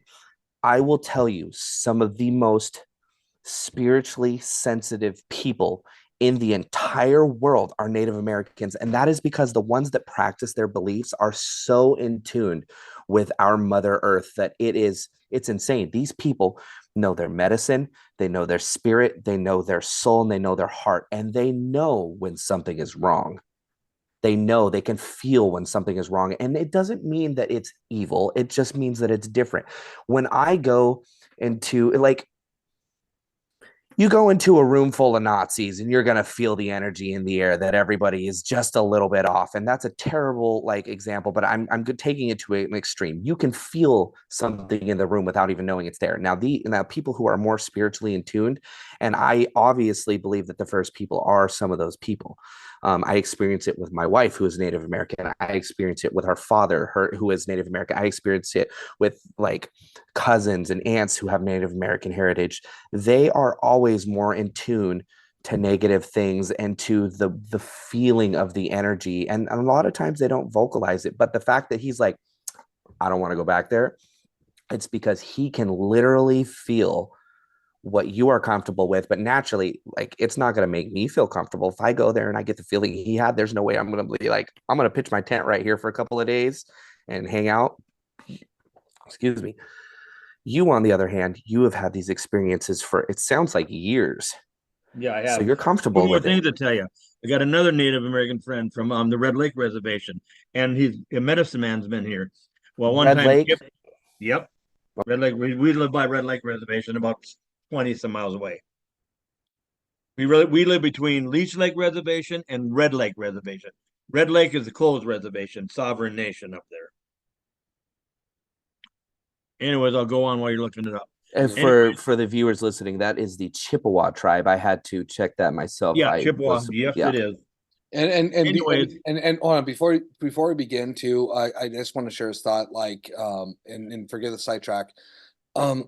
John, with Randy talking about experience with him and the other people regarding at the whole TP event and not being there, do you think there could have been something that, and I'm not trying to plant any scare, but do you think there could have been something that could have happened when they went to that area that they could have, like you said, plant something like you talked about regarding a memory, because where they're at, and something could have happened in a way? I mean, I don't know if that question makes sense, but yeah. It makes sense. And I will explain it a little deeper for making sense. Think about our trauma response. For people out there who have experienced traumas, a lot of times your situation and the perception of the event is altered. X, Y, and Z happens. You don't remember that. You remember something completely different. My educated guess for what happened here is they either saw something they weren't supposed to, or had something done to them that they didn't want to remember. Whether it was negative or not, I can't tell you. I can only tell you that whatever happened didn't scar him, damage him, or hurt him or the others. Otherwise, right. I mean, you come back and there's trauma done to your body. What are you going to do? You call 911, you go to the hospital, you get checked out, you're sick, you're hurt, you're broken, you're battered. Right. Obviously, it wasn't physical. Do I believe that maybe they stumbled upon some form of situation that they weren't supposed to be aware of, or maybe they were in an area that they weren't supposed to know about? Because imagine what happens when you walk onto a government facility. I told you about what happened when I went onto Atomic City. I went out into an area that I did not realize was a nuclear military base, and within a few moments I had helicopters, jeeps, and everything surrounding me and arresting me, not putting me in jail, but taking me off their property because I didn't know where I was. It's the same kind of situation, except for these creatures have the ability to alter your mind. And so, instead of telling you, don't talk about this, sign this piece of paper, if you talk about it, go into prison, they're like, snap, and your memories are gone. So do you think that it was more like, and Randy, forgive me for speaking on your behalf a little bit. Do you think go ahead. Yeah.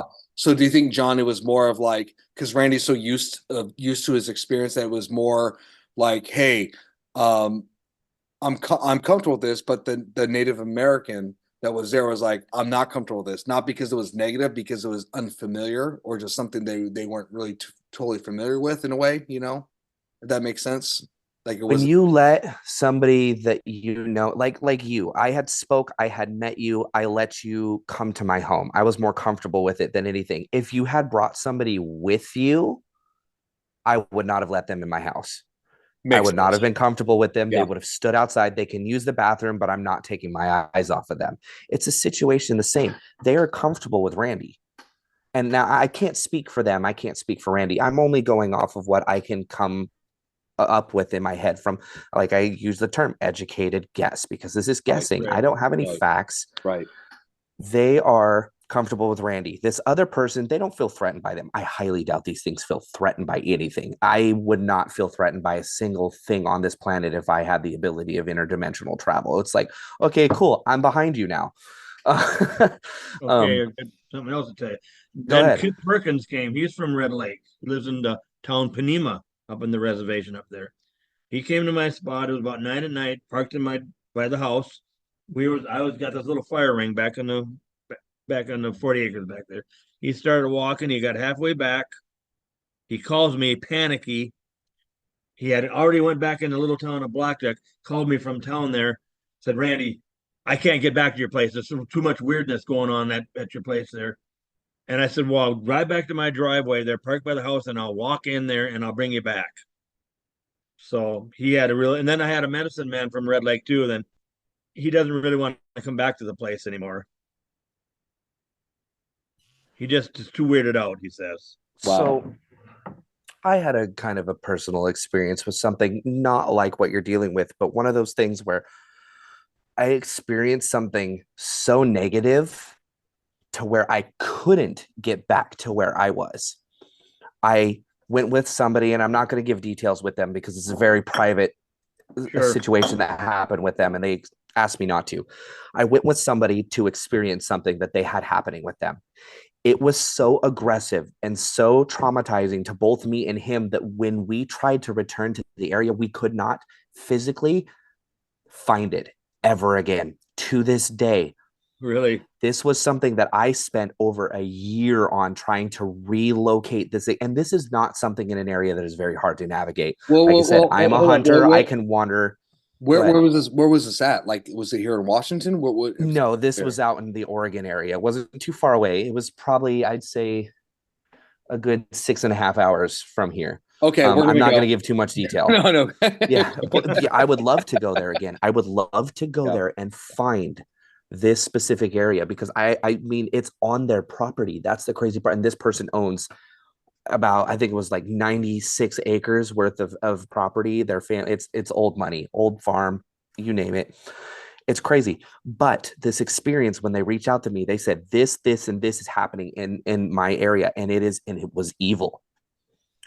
What we experienced was so bad that I can't find it. We could not. I wandered around for 3 days with him trying to get back to the area where it happened, and we could not find it. We could not get there. I could not find anything familiar. And this isn't one of those areas where it's like such a dense forest where you can't navigate it. And I haven't found a forest that I can't navigate yet. If I do my research on it, I've been a hunter since I could walk. And I'm not talking one of those drive up on a country road, get out of your truck and hunt. I hunted, I stalked, I planned, I camped, and I hunted my kills. I've done that. Idaho, Montana, Alaska, some of the roughest countries that you can imagine for hunting. I'm very confident in my ability to navigate through woods, and we could not find it. And it's very possible that you experienced the same thing, and so did that person. It's not even that. That's just you went through something and they experienced something. So their body's like, don't do it. Don't go back there. Your subconscious is way more powerful than your conscious mind. It has the ability to remove thoughts, to protect feelings, and to completely erase your memory. And I believe that things like these creatures have the ability to tap into that subconscious because we don't. There's no doctor that can tap into my subconscious without using a lobotomy and completely erase my memories of one specific event. If you lobotomize somebody, you're erasing a lot. You're right. factory resetting their brain. These things can go, I'm going to take this right here. I know that you saw us creating nuclear fusion, and you're going to remember a field full of daisies. It's very possible that you and your patron that you had with you experienced the same thing. Yeah. Here's another one. When John Badger about 9 o'clock, he seen one jump the fence. It looked like a sprinter with its arms back. And The next day he goes home, he sends me the GPS coordinates, sends them to Doug Highcheck. And so I go back there. Did I lose everybody? No. Oh, I don't hear nothing. Actually, hold on. Can you hear There me? you are. Yeah, okay. Okay. Hold on. His light went off again. Let's see I've if seen that. yeah. And Oh his mic is off too. yeah, his mic's That off one- so he's not hearing the feedback. So let's give him a second a little bit here Yeah. and see what's going on and kind of see what's happening. His power's still working. Where's he live at? Tennessee? Oh no, he actually lives about 15, 20 minutes away from me.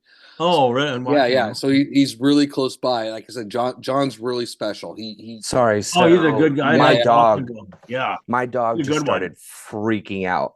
And because I have my garage door open, like I'll show you gentlemen, like my go for it, environment. My office is my garage. Like, so I have it cracked like here. And my dog just started freaking out and barking, and then my light switch turned off again. Huh. Yeah, that's what I was telling Randy. Randy was like, dude, what happened? Where'd he go? I'm like, dude, something happened again. We don't know. Yeah, I just ran underneath and out to the garage, because when my dog freaks out, from my experiences, I look to the sky. So Jeez, man. Yeah. There's that and by the way, Randy, that's a Yep. whole nother story. That's a whole nother story. I told him he's just got to listen to the podcast. Honestly, it'd take us all night. Yeah, that'll take us all night, but it's a whole nother story. But anyways, go ahead, Randy. Oh yeah. Anyways, where John Badger seen one jump the fence, it looked like a sprinter. The next day he sends me the GPS coordinates of where it happened. He wanted me to go back see if I could see something. I didn't figure I would, and he sent them to Doug Highcheck. So I'm back there about 1 in the afternoon, back at that spot. All of a sudden, a Cessna plane flies around me. He's so low I can see the guy's teeth, and I see all the numbers and all that. I give him a wave. He don't acknowledge me, but he looks at me. He flew around me 8 times, the same pattern, and then I got a friend that could look up the flight pattern. That plane was rented from Bemidji, Minnesota to come to my spot, fly around me, and fly back. Now, what the heck is going on there? Well, I mean, I shouldn't be monitored. I mean, Well- who am I with this? well, Hijack being monitored, John or me? you know Listen, what, sir, you know what? Go ahead, John. You Go ahead. have insight into something that the government wants. Of course, you're going to be monitored. Okay, here's another thing.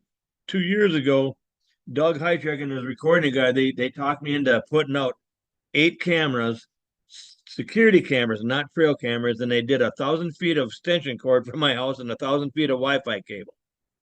And if you were part of the project, you could look at them 24 hours a day. And do I have lots of orbs going through there? Lots. But anyways, one time a black drone flew through there about midnight.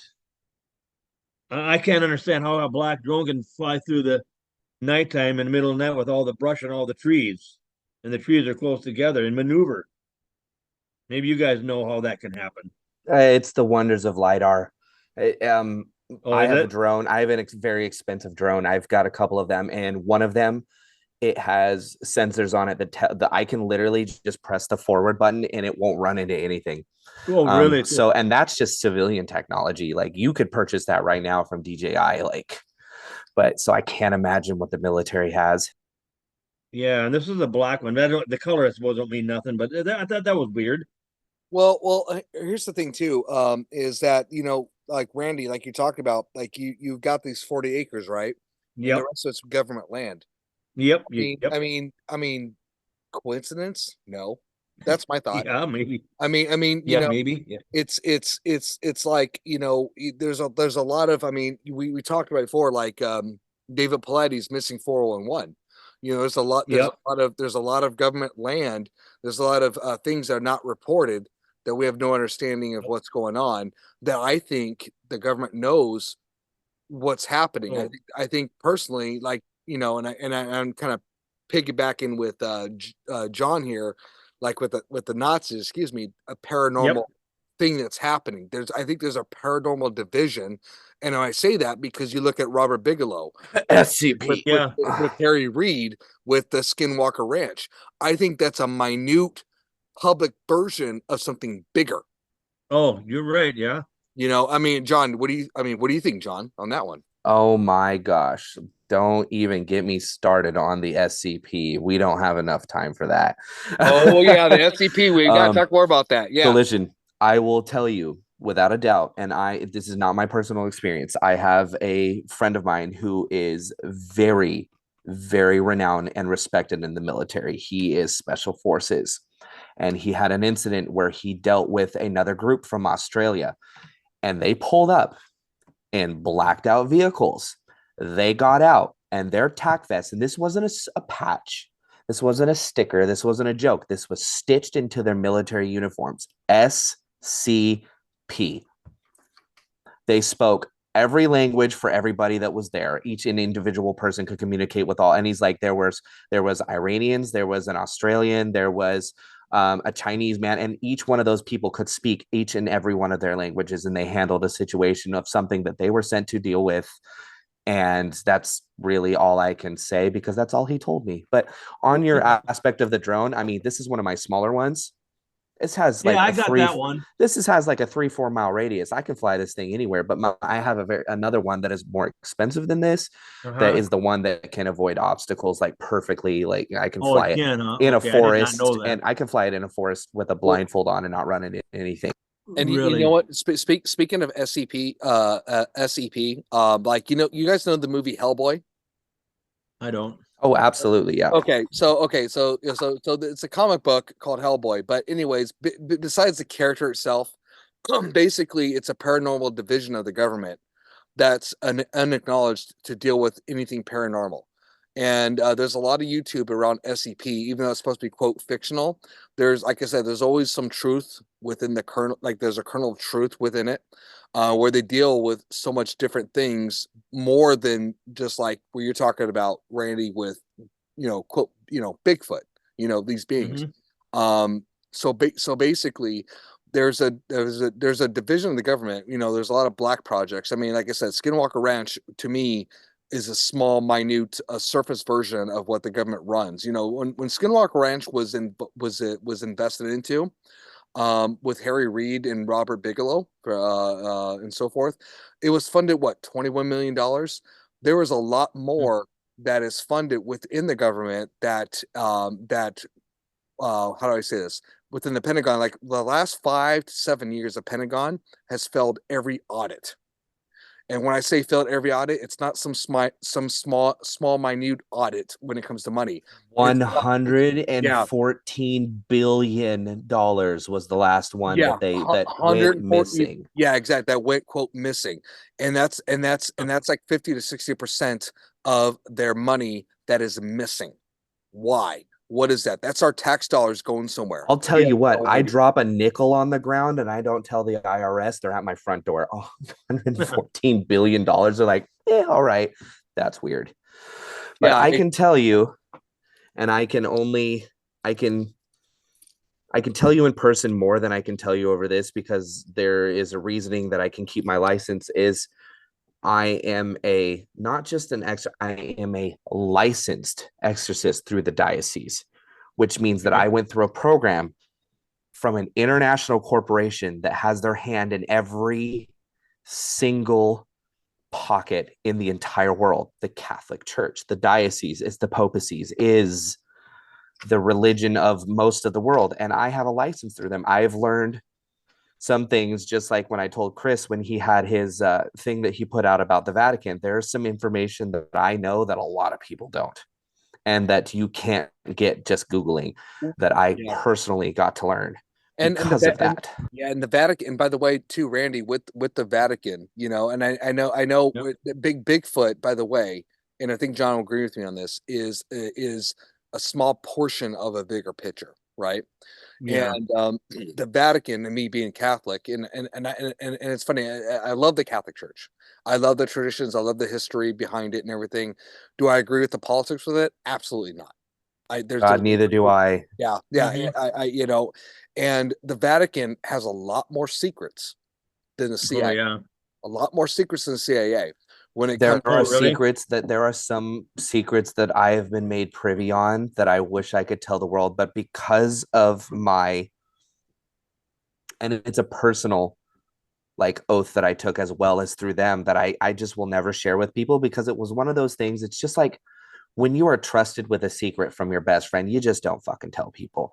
And they told me, they're like, there is some things that you can talk about, and there are some things that we are going to show you here to become licensed through them, not like going online and getting into like actually you have to experience some things that they take you to experience. And those things are demonic possessions that you Mhm. experience. And I will tell you, I was skeptical, a devout Christian, but skeptical in demonic possession up until I realized that that was my calling because I had an ability. And then my preceptor, the person who trained me in it, took me to experience to a place where they have people who are possessed and they take you there just to experience a possession. And these are people, and I mean, this is, if you dig deep enough, this is not something I'll get in trouble for saying at all. You dig deep enough, you'll find this yourself.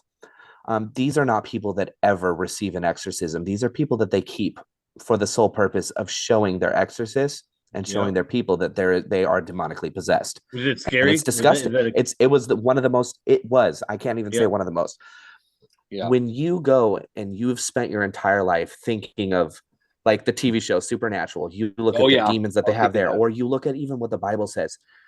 Seeing it in person, I could never ever describe it to you at all, Yeah. to where Right. the feeling, it was every primal instinct in your body makes you want to throw up, cry, scream, and run away because you are faced with something that is more powerful.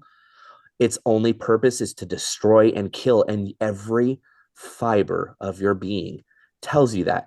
That's why I don't believe that if these Sasquatches are some form of angelic or demonic entity, that they are hostile, because I have experienced hostile.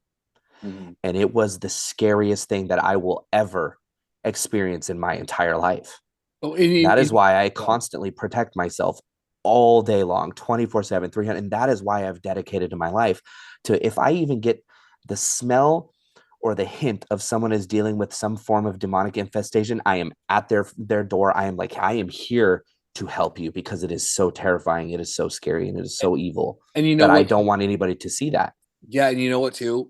Like I shared this with you, John, and I don't think I shared this with you, Randy. Is like this is gonna be a surface version of it. Is when I dealt with the Ouija board when I was 19 years old. It was with my first band and was with him and his girlfriend. And basically we're playing with the Ouija board, we're talking to spirits and all this stuff. And she had these different emotions of spirits going through her. And to me, I was thinking, okay, and I'm raised Catholic. I'm like thinking, okay, this is BS, blah, blah, blah. That night I called out to whatever it was out there. I says, you know what? I think you're BS. I think you're not real, blah, blah, blah, blah. Do something to me. Because I just didn't believe it. And that night she said to me, there was a shadow figure standing on the wall with its arms crossed, with its foot on the wall, staring at me, taking on the challenge. That night, when I was heading home, um, I was thinking there was something in the back of my car. And then of course my mind's like, this is all in my head. It's like it's one of those planted seeds all in my head. I went home that night and when I was sleeping on the couch, because my stepsister was playing her computer or whatever, doing whatever, I went to bed sleeping at home. And then when I woke up, I don't know what time it was 2, 3 a.m. Probably Yeah, exactly three yeah, o'clock in the yeah. morning. I could not move. I could not move. I had sleep paralysis. And then I tried to speak Jesus's name, could not speak it. And when I finally broke out of it, my stepmother came out of the room screaming, saying something put like its head on its lap or whatever on its lap. And she was sleeping by herself. Like she felt For something a on. moment there. Yep. Oh, you're back. You're back. We lost you. Can you Okay. Okay. please Sorry. So, restep right back to where you said you would try to speak in Jesus' name is yeah. where we lost you. Okay. Sorry about that. So I was speaking Jesus' name and I couldn't speak. And then when I finally broke out of the spell, My stepmom woke up screaming out of the room saying something laid its head or whatever or something on the slab, and she's sleeping by herself in the room. She came out and screamed, and when I told her what happened, I was like, "Well, I was playing with the Ouija board." She slapped the hell out of me, and let me tell you something. Honestly, That, if I could go back in time and slap the hell out of you, I absolutely would. That is the one I thing don't. I will not touch ever in my Yeah, life. and I haven't touched it since. And I'll tell you this: did this sleep? Thank you. Yeah, did the sleep paralysis end at 19? No, it traveled with me till For the rest of your life. yeah, yeah. I honestly stopped having sleep paralysis till about 36, 37 years old, and I'm 42. Huh. I'm And not saying that it's ever not going to come back, because it can, because once you've experienced it, if the attachment has not been removed from you, or if it hasn't removed itself, yeah. it is waiting. Oh yeah, exactly. But the point I'm trying to make is what John is saying, Randy, is Yep. that the horror, like I watch horror movies, I've seen scary movies, I've seen The Exorcist, I've seen Poltergeist, right? Those movies are really good scary movies. Doesn't even come close It to the fear that you doesn't will even experience. exactly. It doesn't even And I've been compare. face to face with a grizzly, Yeah, it doesn't and even. I would rather do that again. It Really? doesn't. It does. Yeah. It Every doesn't. time I have performed multiple exorcisms, and every single time I would rather walk into a pen with a grizzly bear. Yeah, and I'll tell you this: it does. And John has a lot more experience than I do. It doesn't even compare to the spiritual fear that you cannot see. It's because, and you as a hunter, you will understand, if I can see it, I can kill it. You cannot kill these things in a conventional way. You cannot take out your gun. No. You cannot kill it. You can kill the host, but you have exposed yourself. And just like there's two items here that I have, and I carry with them these with me everywhere. This item here, I can't exactly explain it.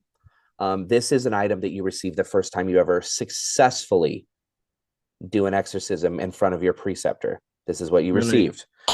And this is the second holy relic that you receive, that you get when you become a licensed exorcist. These are not things you can buy. These are not things that you can recreate. These are not things that you can do. And I'll tell you, they don't make me feel safe. But the thing that I like the most about this, and the thing that I love the most, and that makes me very curious when it comes to your Sasquatch thing, is the fact that they make you feel comfortable. And if it was some form of demonic entity, that it is not a malicious one. It is not one that is hell-bent on the destruction of the earth. It is not the Asmodeus, the Asmodee, the Beelzebub. It is not the Lucifer. It is not the Sankletanane of the world. It is just an entity. Whether or not it is an alien, whether or not it is a demon, whether or not it is a hairy ape that wanders through the woods with big feet, whatever it is not hell-bent on destroying this earth. It is just here to exist, and probably wants to be left alone, but not by you, because it enjoys your presence, but by most every other people. Because what do we have a history of when it dates all the way back to colonization that we do as people? We see something that's interesting and we kill it. And they've probably seen that for centuries. And of course they want to be left alone. Do I want some foreign country coming and parking on my beach? I'm going to be terrified if Russia parks their ship right outside of my, you don't know this, but I have a waterfront view. If they come and park their ship over there, that's going to be terrifying. Would I absolutely be terrified of human beings? Yes, I am. We are a disease. And I'm sure that they know that. Yeah. And you know what too? Just to kind of, I know we've kind of talked quite a bit, and we're probably going to have to do a part 2, because this is a great conversation. Part 2 or 3 or 4, good night. This could go on forever. Yeah, this is great. And just to add to that too, with these beings, like with Bigfoot and so forth, just like anything else, they may not know, where they came from, or maybe they do, but they're trying to make things better compared to what was banished. And I love that you say that they may not know where we came from. Does that make sense? I love that, because I don't know where I came from. I know I came from my mother, but it's the theory of God. Right, exactly. People have the Big Bang in one hand, you have God in the other hand. Can God explain the Big Bang? Yes, it can. But can your mind ever properly wrap around the fact that there is an and created? It physically can't. I can't. I'm a devout Christian, and I still can't. Well, it's just like this. Let's say that it was a father who's a criminal and a mother's a drug addict, and they have a child. Does that mean that child's bad? No, it doesn't. Absolutely not. It means that they And- came from bad, yeah, but Yeah. it's what they do with their lives, because this is very interesting. and they're trying to I understand had a father that I don't know, my biological father, and my mother is a drug addict. Am I a bad person? Would you say that I'm a bad person? Probably not. No. Have I done bad things in my past? Yes. Am I a good person now? Absolutely. Did I have to find my way and discover who I am? Absolutely. Right. And that is how I believe everything is, because there is, in my opinion, this is my opinion, and I'm not forcing this opinion on anybody, because everyone is entitled to their own, and I will listen. There is an ultimate entity that created all living things on this entire universe. Correct. And we are all in the search and discovery of who that is, whether that is God, whether that is Allah, whether that is Buddha, whether that is whatever religion that alien entities have, whether it's the same we have or they have their own. They are in search of that, and they are trying to prove it to themselves, just like I am trying to prove it every day to myself.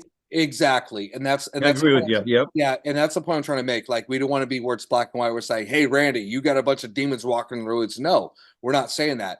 Just because it came from something that, again, theory-wise, that it could come from Nephilims, that God's like, that's not cool, doesn't mean that's their fault. You know, that's exactly that makes them bad. You know, like I said, we you know, we're all creation of God, right? And to me, it's all about intent. Like I said, my mom, my dad, I love them to death. Bad fight, bad divorce. Does that mean I'm a bad person? No. Does that scare me as an identity at times? Yeah, but you know what? I try to learn from it. I try to be a better person each day. And I think what we don't understand, that's okay. We don't have to understand them. How about more of understanding where they're coming from, understanding who they are, not what they are. Believe your own truth, and I can't stress that enough. Do the research yourself. Don't listen to me, don't listen to Randy, don't listen to Chris. Take everything that we have said today and do your own research, because you will never believe me. You will never believe Chris. You will never believe Randy. You will never believe anyone that tells you anything. But what you will believe is you will believe yourself. Do your own research. And if you need help on your research, please reach out to one of us. I will gladly spend an entire day, week, month, year explaining everything that I possibly can to you, any question that you possibly can, to help you understand and realize what your truth is, not what my truth is, what your truth is. I don't preach the Bible to people. I preach my truth of it to people. I don't preach science to people. I preach my truth of it, because if I don't tell you what I believe in my heart of heart, there's no chance of convincing you, because if there is any hint of doubt or a lie in my voice, in my mind, in my mannerisms, in my anything, you'll never find it yourself, and you'll never want to listen to me. But I'm also not here to convince you of my truth. I'm here to let you know this is what I've experienced. This is what Randy has experienced. This is what Chris has experienced. This is what we all as a group have experienced. Here is our truth. Here is our reality as we see it. If yours is similar, please come and talk to us. Let's hear it. Let's work this out together, because maybe, just maybe, we can figure something out together. Exactly. Exactly. That's good. That was a good one. Yeah. And Randy, any final thoughts from you, by the way? Yeah, I want to tell two things. I've got lots of pictures of tracks that started in the snow by my house in the open and end after 3 or 4 tracks. Well, how did that happen? Snow didn't blow the other tracks, and they popped into our dimension, or however you want to say it, and they popped out. And they because hit the they come and go go as they please. Finger trees. And that happened this year. Okay, there's wannabe believers. They want to believe, but they've never seen. Mm-hmm. There's believers. They might have seen one 10 years ago across the highway. Then there's knowers. I'm a knower. Knowers are the ones that have interaction with them all the time. That's what I am. One last thing. As you know, scientists, they find unidentified species every once in a while, a new butterfly or new whatever, correct? Mm-hmm. Correct, yes. And but they never were looking for that, because they didn't exist. But it happened. They stumbled upon it, because who is ever looking for a new species of butterfly other than the people that are dedicating their lives to it? But can it happen? Absolutely. Exactly right. But they've been searching for Sasquatch hundreds of years, maybe thousands of years, and they've never got real proof of it because they're not a big animal hiding in the woods. Yeah. That is Exactly. the And that's the truth. crazy part. Yeah. That's the Yeah. part that I'm thinking about. We are not going to experience them as you think, because I look in my mind science logic as well as religion. Yeah. We have thermal imagery, we have satellite, and we can't see them, but it still happens. Exactly. There are still accounts, people still, other people tell me to this day, and I read and I listen and I hear their accounts, just like recently that happened with aliens or creatures. I can't say aliens, I could say some form of creature that somebody saw, and it happens. But did a satellite see it? No. The reason why is because these things are beyond our perception and our capabilities. And does it scare me? Yes, it does a little bit. Do I feel personally threatened by them? No. But is it scary knowing that there is something more apex than myself out there? Yes. Yes. Is it scary knowing that this thing can come into my house whenever the hell it wants to? Absolutely. My children are asleep in my home. And as a father, my job is to protect them at the utmost. And I do everything I can, from security systems, cameras, firearms, combat, not like military combat experience, but I have multiple martial arts that I have dealt with, that I have done, one that I have mastered. And I do that stuff to protect myself and to protect my family. But do I feel that I can defend myself against these things? Absolutely not, because they are more apex than me. But do I feel threatened by them? I don't, because they have never harmed me. They have never hurt me. They have never hurt my family. And I'm hearing from you, you have these experiences with something as a Bigfoot, the hide and seek world champion of the world, the big bad monster in the woods that everybody, the sheep thrower in some cultures, the Yeti, you name it, it's gone down at it. And you, sir, are telling me that these things will play games with you. They'll bang on your thing. That makes me think that they are just another creature on this earth that wants to be understood, but doesn't feel safe enough to, because what do we do as humans when we don't understand something is we kill it. Yep, exactly. Right. And there will never be evidence as scientists want it. How to get evidence is stop trying to get evidence, and enough people do what I'm doing, similar to what I'm doing, not try to get evidence. That'll be evidence for the world, because there'll be enough experiences for each person. No, exactly. And your truth is your truth. Whether or not people want to believe it is up to them. Whether or not they want to do the work and try to figure it out for themselves is also up to them. I highly encourage every single person who listens to this, do the work yourself. It'll be worth it one day, I promise you, because I You are did. exactly right, because 13 years ago, Exactly. whenever this started, I thought there was some big old animal hiding in the woods. I didn't know no different. It no, was just Chris in your backyard. yeah, Yeah. it is. It is, Randy. It was that. It was the Boo. beautiful hair. Boo. It's more like big ass, really, is what it is. Yeah. But anyways, before we end this podcast, Randy, I was gonna let you know is that, especially talking to this, I'm sure John will agree, we're gonna have to make a trip up to Minnesota for sure. Yeah, you are. Yep. I We're would absolutely gonna love to. Chris, yeah. please share my contact information with this gentleman. Oh, I would love to Absolutely. coordinate a joint visit there, not to encroach on the territory of these things that have made themselves comfortable with you, but to maybe, with your guidance and with their permission, experience anything that they have given you. I would be blessed for that. Right. My place follow is your for follow the your lead, Randy. experience, not what? Sorry. Following your lead, pretty much. Yeah, yeah.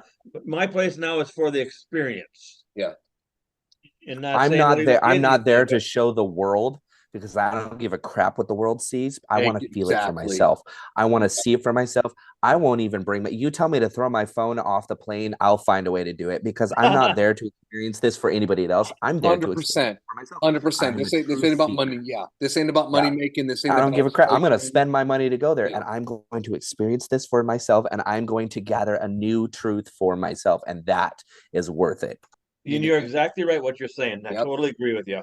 Exactly. Knowledge is power. Let me tell you something. Not enough money in the world can buy that, and that's what it's about.